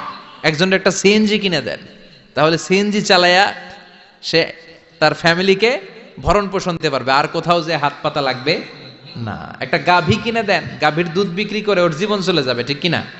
একটা টঙের দোকান, চায়ের দোকান করে দেন, ঝালমুড়ির দোকান বানায় দেন, ওইটা বিক্রি করে করে ওর জীবন চলে যাবে, সুন্দর চলবে, ফ্যামিলিটা চলবে, আর কোথাও যে তার হাত পাতা লাগবে। এটা হচ্ছে যাকাত দেওয়ার পদ্ধতি। আল্লাহ আমাদেরকে বোঝার তৌফিক দাও। চিল্লায় পড়েন আমিন। এরপর আল্লাহ বললেন ওয়াল্লাযীনা হুম লিফুরুজিহিম হাফিযুন, মুমিন বান্দার 4 নম্বর গুণ, তারা তাদের লজ্জাস্থানের হেফাজত করে, তাদের প্রাইভেটকে তারা হেফাজত করে। লজ্জাস্থানের হেফাজত, যুবকদের ওয়াজ। বিশ্বনবী বলেন মাইয়াদমান লি মা বাইনা লিহিয়াইহি ওয়া মা বাইনা রিজলাইহি আদমান লাহুল জান্নাহ। আমার কোন উম্মত তার 2 চোয়ালের মাঝখানে যা আছে, মানে জিহ্বা, এই জিহ্বার 2 পায়ের মাঝখানে যা আছে তার প্রাইভেট, তার লজ্জাস্থানের গ্যারান্টি যদি আমারে দেয় যে এই 2টা অঙ্গের কোনো পাপ গুনাহ সে করবে না, আমি তাকে জান্নাতের গ্যারান্টি দেই। সুবহানাল্লাহ বাড়িতে যায় বললেন। এজন্য আল্লাহ বললেন যুবকেরা খবরদার, নজরকে নিচের দিকে করো। কুল লিল মুমিনিনা ইয়াগুদ্দু মিন আবসারিহিম ওয়া ইয়াহফাযু ফুরুজাহুম। আল্লাহ বললেন ও যুবক, নজরটারে নিচের দিকে নামাও, কারণ নজরটা বড় ভয়ঙ্কর। আন-নাযার সাহমুন মাসমুম মিন সিহামি ইবলিস। এই নজর হচ্ছে শয়তানের বিষ মাখানো তীরবানের মধ্য থেকে ভয়ঙ্কর একটা তীরবান। এই তীর দিয়ে শয়তান যুবক যুবতীদেরকে কাবু করে ফেলে, ঠিক কিনা? প্রথমে নজর, হুট করে কেউ পাপ কাজ করে না, আগে নজর, তারপরে স্পর্শ, তারপরে পাপ কাজ, আছে না নাই? এজন্য নজরের হেফাজত করতে বলেছে কে? আল্লাহ বললেন ওয়াল্লাযীনা হুম লিফুরুজিহিম হাফিযুন। মুমিন বান্দার 4 নাম্বার গুণাবলী হলো মুমিন বান্দারা তাদের লজ্জাস্থানের হেফাজত করে, তারা তাদের নজরকে হেফাজত করে। বিশ্বনবী নিজের মেয়ের জামাতা আলীরে বললেন ও আলী, নজরকে বাঁচাও। ভুল করে নজর যদি একবার কোন নারীর চেহারার দিকে পড়ে যায় রে আলী, দ্বিতীয়বার দিও না, একবার ক্ষমা, দ্বিতীয়বার গুনাহ, ঠিক কিনা? এজন্য নজর হেফাজতের দরকার আছে না নাই? কয়টা গেল? 4টা। এরপর আল্লাহ বললেন ওয়াল্লাযীনা হুম লিআমানাতিহিম ওয়া আহাদিহিম রাউন। মুমিন বান্দার 5 নাম্বার গুণাবলী হলো মুমিন বান্দারা আমানতের খেয়ানত করে না, করে আমানতের হেফাজত করে, আর প্রতিশ্রুতি দিলে প্রতিশ্রুতি রাখে। আমানত, ট্রাস্টওয়ার্দিনেস। বিশ্বনবীর নাম ছিল আল আমিন, আস-সাদিক, আল আমিন। মক্কায় বিশ্বনবীর চাইতে বিশ্বস্ত কেউ ছিল? চিল্লায় বলেন। সবাই এসে বিশ্বনবীর কাছে আমানত রেখে যেত। দল করতো আবু জাহেলের, দল করে কার? আমানত রাখে কার কাছে? সুবহানাল্লাহ কইবেন না? লোকজন যখন তায়েফে বেড়াতে যেত, দামি দামি জিনিস এনে বিশ্বনবীরে বলতো আব্দুল্লাহর বেটা মুহাম্মদ, এই দামি জিনিসটা তোমার কাছে রাখলাম, রাখো। বিশ্বনবী বলতেন দল করো আবু জাহিল্লার কাছে রাখো। তারা বলতো আবু জাহেলের কাছে রাখা যাবে না, কারণ আবু জাহিল্লাহ ডাকাত, খাইয়া ফেলাইবো। কথা কন, খাইয়া ফেলে না? ব্রিজ ভেঙে গেলে দেখা যায় যে রড নাই, আছে কি? তার মানে লোহা গেছে কই? রড কই? এক একটার পেটের ভিতরে আল্লাহ 10টা করে পাকস্থলী দিস। কথা কন, 10টা পাকস্থলী না হইলে লোহা হজম করা যায়? কথা বলেন।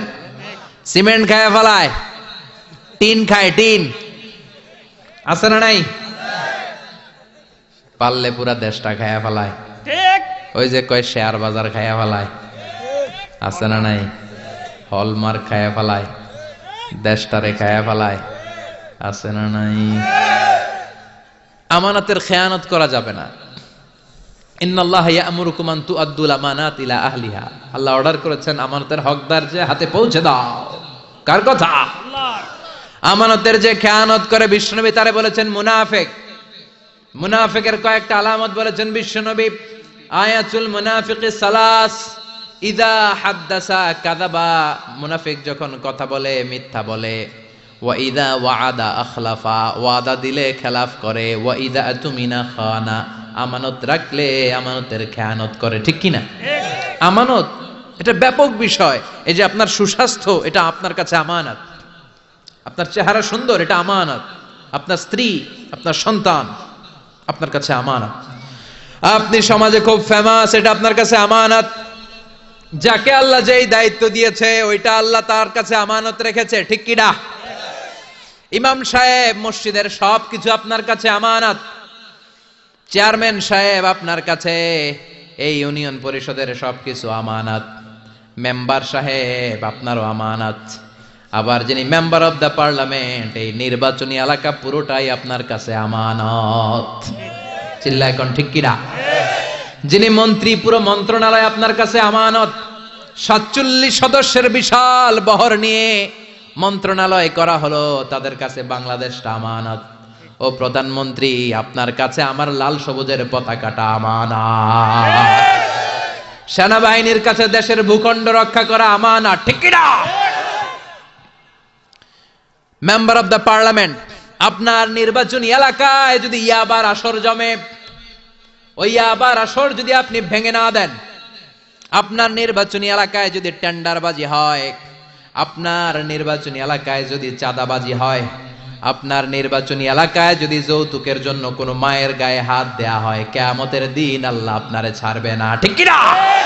এই সমাজটা রক্ষা করা তোমার আমানত। আপনার এলাকায় যদি কেউ ধর্ষিতা হয়, কিয়ামতের দিন এটার বিচার আছে না নাই? দুনিয়ার বুকে বিচার নাই, কিন্তু আখিরাতে বিচার আছে না নাই? এক একজন জনপ্রতিনিধির কাঁধে যে কত বড় আমানত। শীতের রাতে, কনকনে শীতের রাতে বাস স্ট্যান্ডে, রিক্সা স্ট্যান্ডে, সিএনজি স্ট্যান্ডে কম্বল নাই, কাঁথা নাই, লোকগুলো ঘুমায়, এদের গায়ে কাঁথা দিয়ে দেওয়া আপনার দায়িত্ব। চিল্লা এখন ঠিক কিনা? পথ শিশুগুলোরে সেবা করা আপনার দায়িত্ব। সুবিধা বঞ্চিত মানুষগুলোরে ভাতা দেওয়া আপনার দায়িত্ব। আপনার এরিয়ার মধ্যে যা কাম কুকাম হয় এগুলো সব আপনার উপর আমানত ছিল। চিল্লা এখন ঠিক কিনা? এটা ব্যাপক বিষয়। মুমিনের কাজ হচ্ছে আমানতের খেয়ানত করে না। যার যে দায়িত্ব সে আমানতকে পূর্ণ করে দেয়। সে আমানতের খেয়ানত করে না, আমানতের হেফাজত করে। আবার বিশ্বনবী বললেন, কারো কোনো গোপন জিনিস যদি তুমি জেনে যাও, এটা লোক লুকিয়ে রাখা, এটা তোমার জন্য আমানত, ঠিক কিনা? অন্যের আসরার, গোপন জিনিস যদি আপনি প্রচার করার দায়িত্ব নেন, আপনার গোমর ফাঁস করে দেওয়ার দায়িত্ব নিবে কে? এজন্য আল্লাহ বললেন, ওয়াল্লাযীনা হুম লিআমানাতিহিম ওয়া আহদিহিম রাউন। মুমিন বান্দার 5 নাম্বার গুণ, মুমিন বান্দার আমানতের খেয়ানত করে না। 6 নাম্বার গুণ হলো আহদিহিম রাউন, মুমিন বান্দারা প্রতিশ্রুতি দিলে প্রতিশ্রুতি নষ্ট করে না। আহাদ মানে প্রমিস। ইন্নাল আহদা কানা মাসউলা। কি কি ওয়াদা আপনি দিবেন, কথা দিবেন, এই কথাগুলো রেখেছেন কিনা জিজ্ঞেস করবে কে? আমরা মাইক পেলে কথা দেওয়ার সময় হাজার কথা দেই, এইটা দিব, ওইটা দিব, ব্লাউজ দেব, মোবাইল দেব, আছে না নাই? কথা কন। টাকা দেব, চাকরি দেব, ভাতা দেব, দেশের চেহারা পাল্টায় দেব, আছে না নাই? পরে সময় মতো সব ভুলে যায়, ডিগবাজি মারে, এরকম আছে না নাই? আপনি যেটা দিয়েছেন কথা, কিয়ামতের দিন সেই কথাটা রেখেছেন কিনা, in the day of judgement আপনারা জিজ্ঞেস করবে কে? চিল্লায় বলেন কে? সব শেষে আল্লাহ বললেন, ওয়াল্লাযীনা হুম আলা সালাওয়াতিহিম ইউহাফিযুন। মুমিন বান্দার 7 নাম্বার গুণ, তারা সবকিছু নষ্ট হতে দিতে রাজি, কিন্তু তাদের সালাত নষ্ট হতে দিতে রাজি না, ঠিক কি না? যে কোনো পরিস্থিতিতে মুমিন নামাজ পড়ে। ওযুর পানি নাই, মুমিন কি করে? তায়াম্মুম করে। সফরের মধ্যে সময় নাই, মুমিন কসর করে, ঠিক কি না? দাঁড়িয়ে পড়তে পারে না, মুমিন বসে পড়ে। বসে পড়ে না, মুমিন শুয়ে পড়ে। মুমিন কখনো থেমে থাকে না। আপনি প্লেনে আছেন তখন নামাজ পড়েন, জাহাজের মধ্যে আছেন তখন নামাজ পড়েন, জমিনে আছেন তখনও পড়েন। গোটা বিশ্বের সব মানুষের জন্য এই জমিনটারে নামাজের জায়গা বানিয়ে দিয়েছে কে? মুমিন সব কামাই দেয়, নামাজ কামাই দেয় না। এজন্য 7 নম্বরে বললেন, ওয়াল্লাযীনা হুম আলা সালাওয়াতিহিম ইউহাফিযুন। মুমিন বান্দার বৈশিষ্ট্য হচ্ছে তারা সালাত কামাই দেয় না। হাফিযু আলা সালাওয়াত ওয়াস সালাতিল বুসতা। নামাজগুলো সংরক্ষণ করা। কিয়ামতের দিন নামাজের হিসাব আগে নেবে কে? আউয়ালু মা ইউহাসাবু বিহিল আবদু ইয়াউমাল কিয়ামাতি আস-সালাহ। কিয়ামতের দিন সর্বপ্রথম হিসাব হবে নামাজের হিসাব। নামাজের হিসাব যদি সহজ হয়ে যায়, পুরো আমলনামাটারে সহজ করে দিবে কে? আর নামাজের হিসাবে যদি গন্ডগোল লেগে যায়, পুরো আমলনামার মাঝখানে প্যাঁচ লাগাইয়া দিবে কে? এজন্য মুমিন সব সময় নামাজ পড়ে জামাতে। কিভাবে? সালাতে কায়েম করো, সালাতে কায়েম করো, হবে সম্মানী তুমি, হবে জান্নাতি তুমি, হবে সম্মানী তুমি, হবে জান্নাতি তুমি, দিবে কাল হাসরে শীতল ছায়া আরশে আজিম। রব্বিয়াল আলা রব্বিয়াল আযীম রব্বিয়াল আলা রব্বিয়াল আযীম। ঠিক কি না? নামাজগুলো জামাতে পড়া যাবে?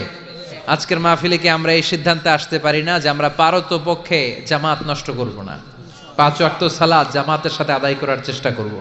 হাত তুলে কি আল্লাহরে দেখানো যাবে? দেখানো যাবে মুসলমান? ডাক দিয়ে আল্লাহরে বলেন আল্লাহ, আর জোরে আল্লাহরে ডাকেন, পড়েন আল্লাহ। হাত তুলে ওয়াদা করলাম 5 ওয়াক্ত সালাত জামাতের সাথে।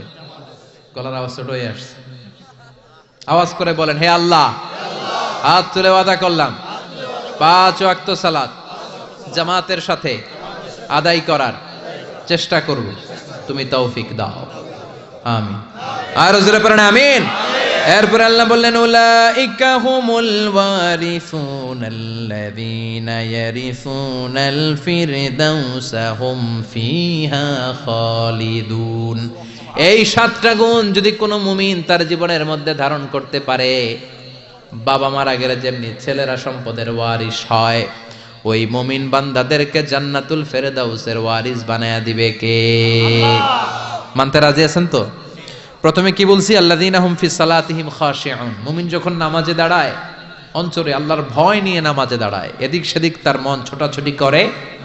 2 নম্বরে বলেছি ওয়াল্লাযীনা হুম আনিল লাগবি মুরিদুন। মুমিন অনর্থক কাজকে এড়িয়ে চলে, মুমিন যা করে ভালোটা করে, কল্যাণের পথে চলে। ঠিক কি না? তারপরে বলেছি ওয়াল্লাযীনা হুম লিযাকাতি ফাইলুন। মুমিন দান করে, অল্প দান করলেও এটারে কিয়ামতের দিন বড় করে দিবে কে? এরপরে মুমিন তার লজ্জাস্থানের হেফাজত করে। তারপরে মুমিন যদি মুমিনের কাছে আমানত রাখা হলে ওই আমানতের হেফাজত করে। তারপরে মুমিন যদি কারোর কাছে ওয়াদা দেয়, কোনো প্রতিশ্রুতি দেয়, প্রতিশ্রুতি রক্ষা করে। তারপরে মুমিন সব কামাই করে কিন্তু নামাজ কামাই করে। ওয়াল্লাযীনা হুম আলাস সালাওয়াতি ইউহাফিজুন। তারা সালাতকে হেফাজত করে, সব নষ্ট হয়, তাদের সালাত নষ্ট হয় না। চিল্লায় এখন ঠিক কিনা?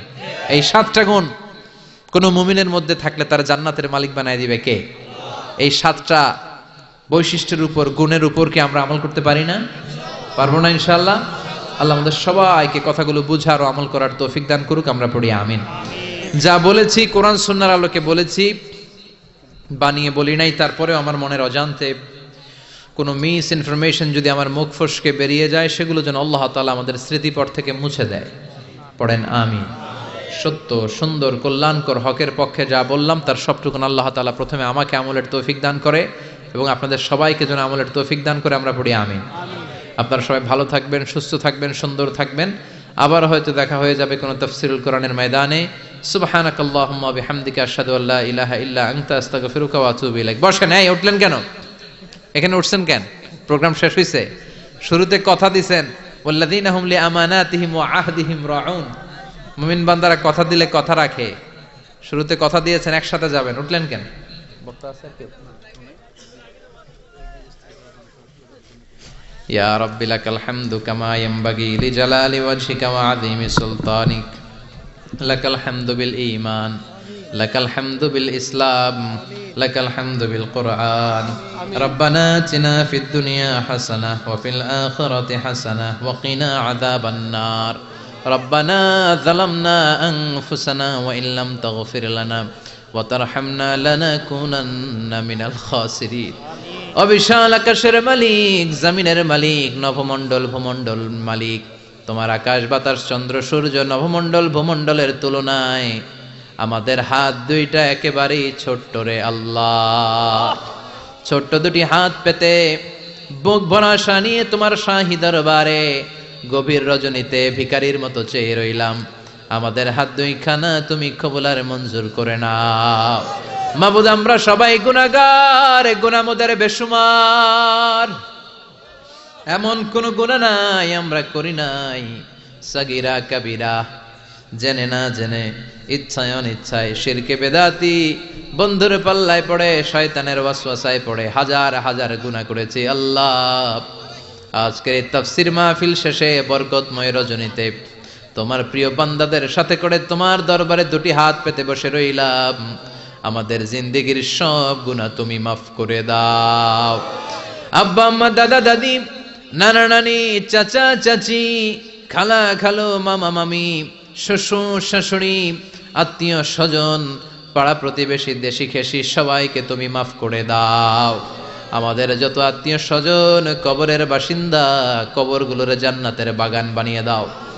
রব্বুল আলামিন কালামুল্লাহ মাজিদ থেকে 23তম সূরার প্রথম 10 আয়াতের তাফসীর শুনলাম। রব্বুল আলামিন মুমিনদের 7টি বৈশিষ্ট্যের কথা তুমি বলেছো। এই 7টা বৈশিষ্ট্য ধারণ করে আমরা যেন জান্নাতুল ফেরদাউসের মালিক হতে পারি, তৌফিক দাও। যারা টাকা দিয়ে, পয়সা দিয়ে, বুদ্ধি দিয়ে, পরামর্শ দিয়ে আজকের এই চমৎকার কোরআনের বাগানটারে সফল করলো, কিয়ামতের দিন কঠিন মুসিবতের কালে আজকের মাহফিলটারে নাজাতের ওসিলা বানিয়ে দাও। রব্বুল আলামিন আমাদের মধ্য থেকে যারা অসুস্থ তাদের সুস্থ করে দাও। চাকরি যারা করে চাকরিতে বরকত দাও, ব্যবসা করলে ব্যবসায় বরকত দাও। রব্বুল আলামিন প্রবাসী ভাইয়েরা দোয়া চেয়েছে, তাদের নেক মাকাসেদগুলো তুমি পূরণ করে দাও।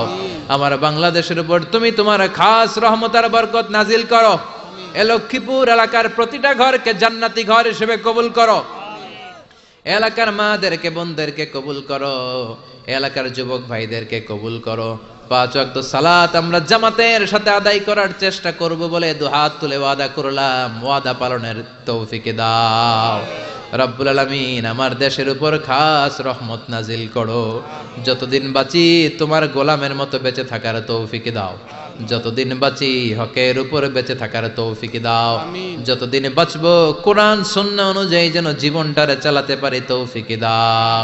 আমার যখন ফুরাবে দিন, আসবে গহীন রাতি, থেকো আল্লাহ দু নয়নে হয়ে চির সাথী, আসবে গহীন রাতি। রব্বুল আলামিন ক্ষণস্থায়ী দুনিয়া ছেড়ে যেদিন পরপারে পাড়ি জমাবো, সেই কঠিন মুহূর্তে বিশ্বনবীর নূরানি চেহারাটা দেখে দেখে, বিশ্বনবীর শেখানো এই মধুর কালিমাটুকুন জপতে জপতে, ঈমান নিয়ে, শাহাদাতের মৃত্যু নিয়ে যেন আমরা সবাই বিদায় নিতে পারি। লা ইলাহা ইল্লাল্লাহু মুহাম্মাদুর রাসূলুল্লাহ।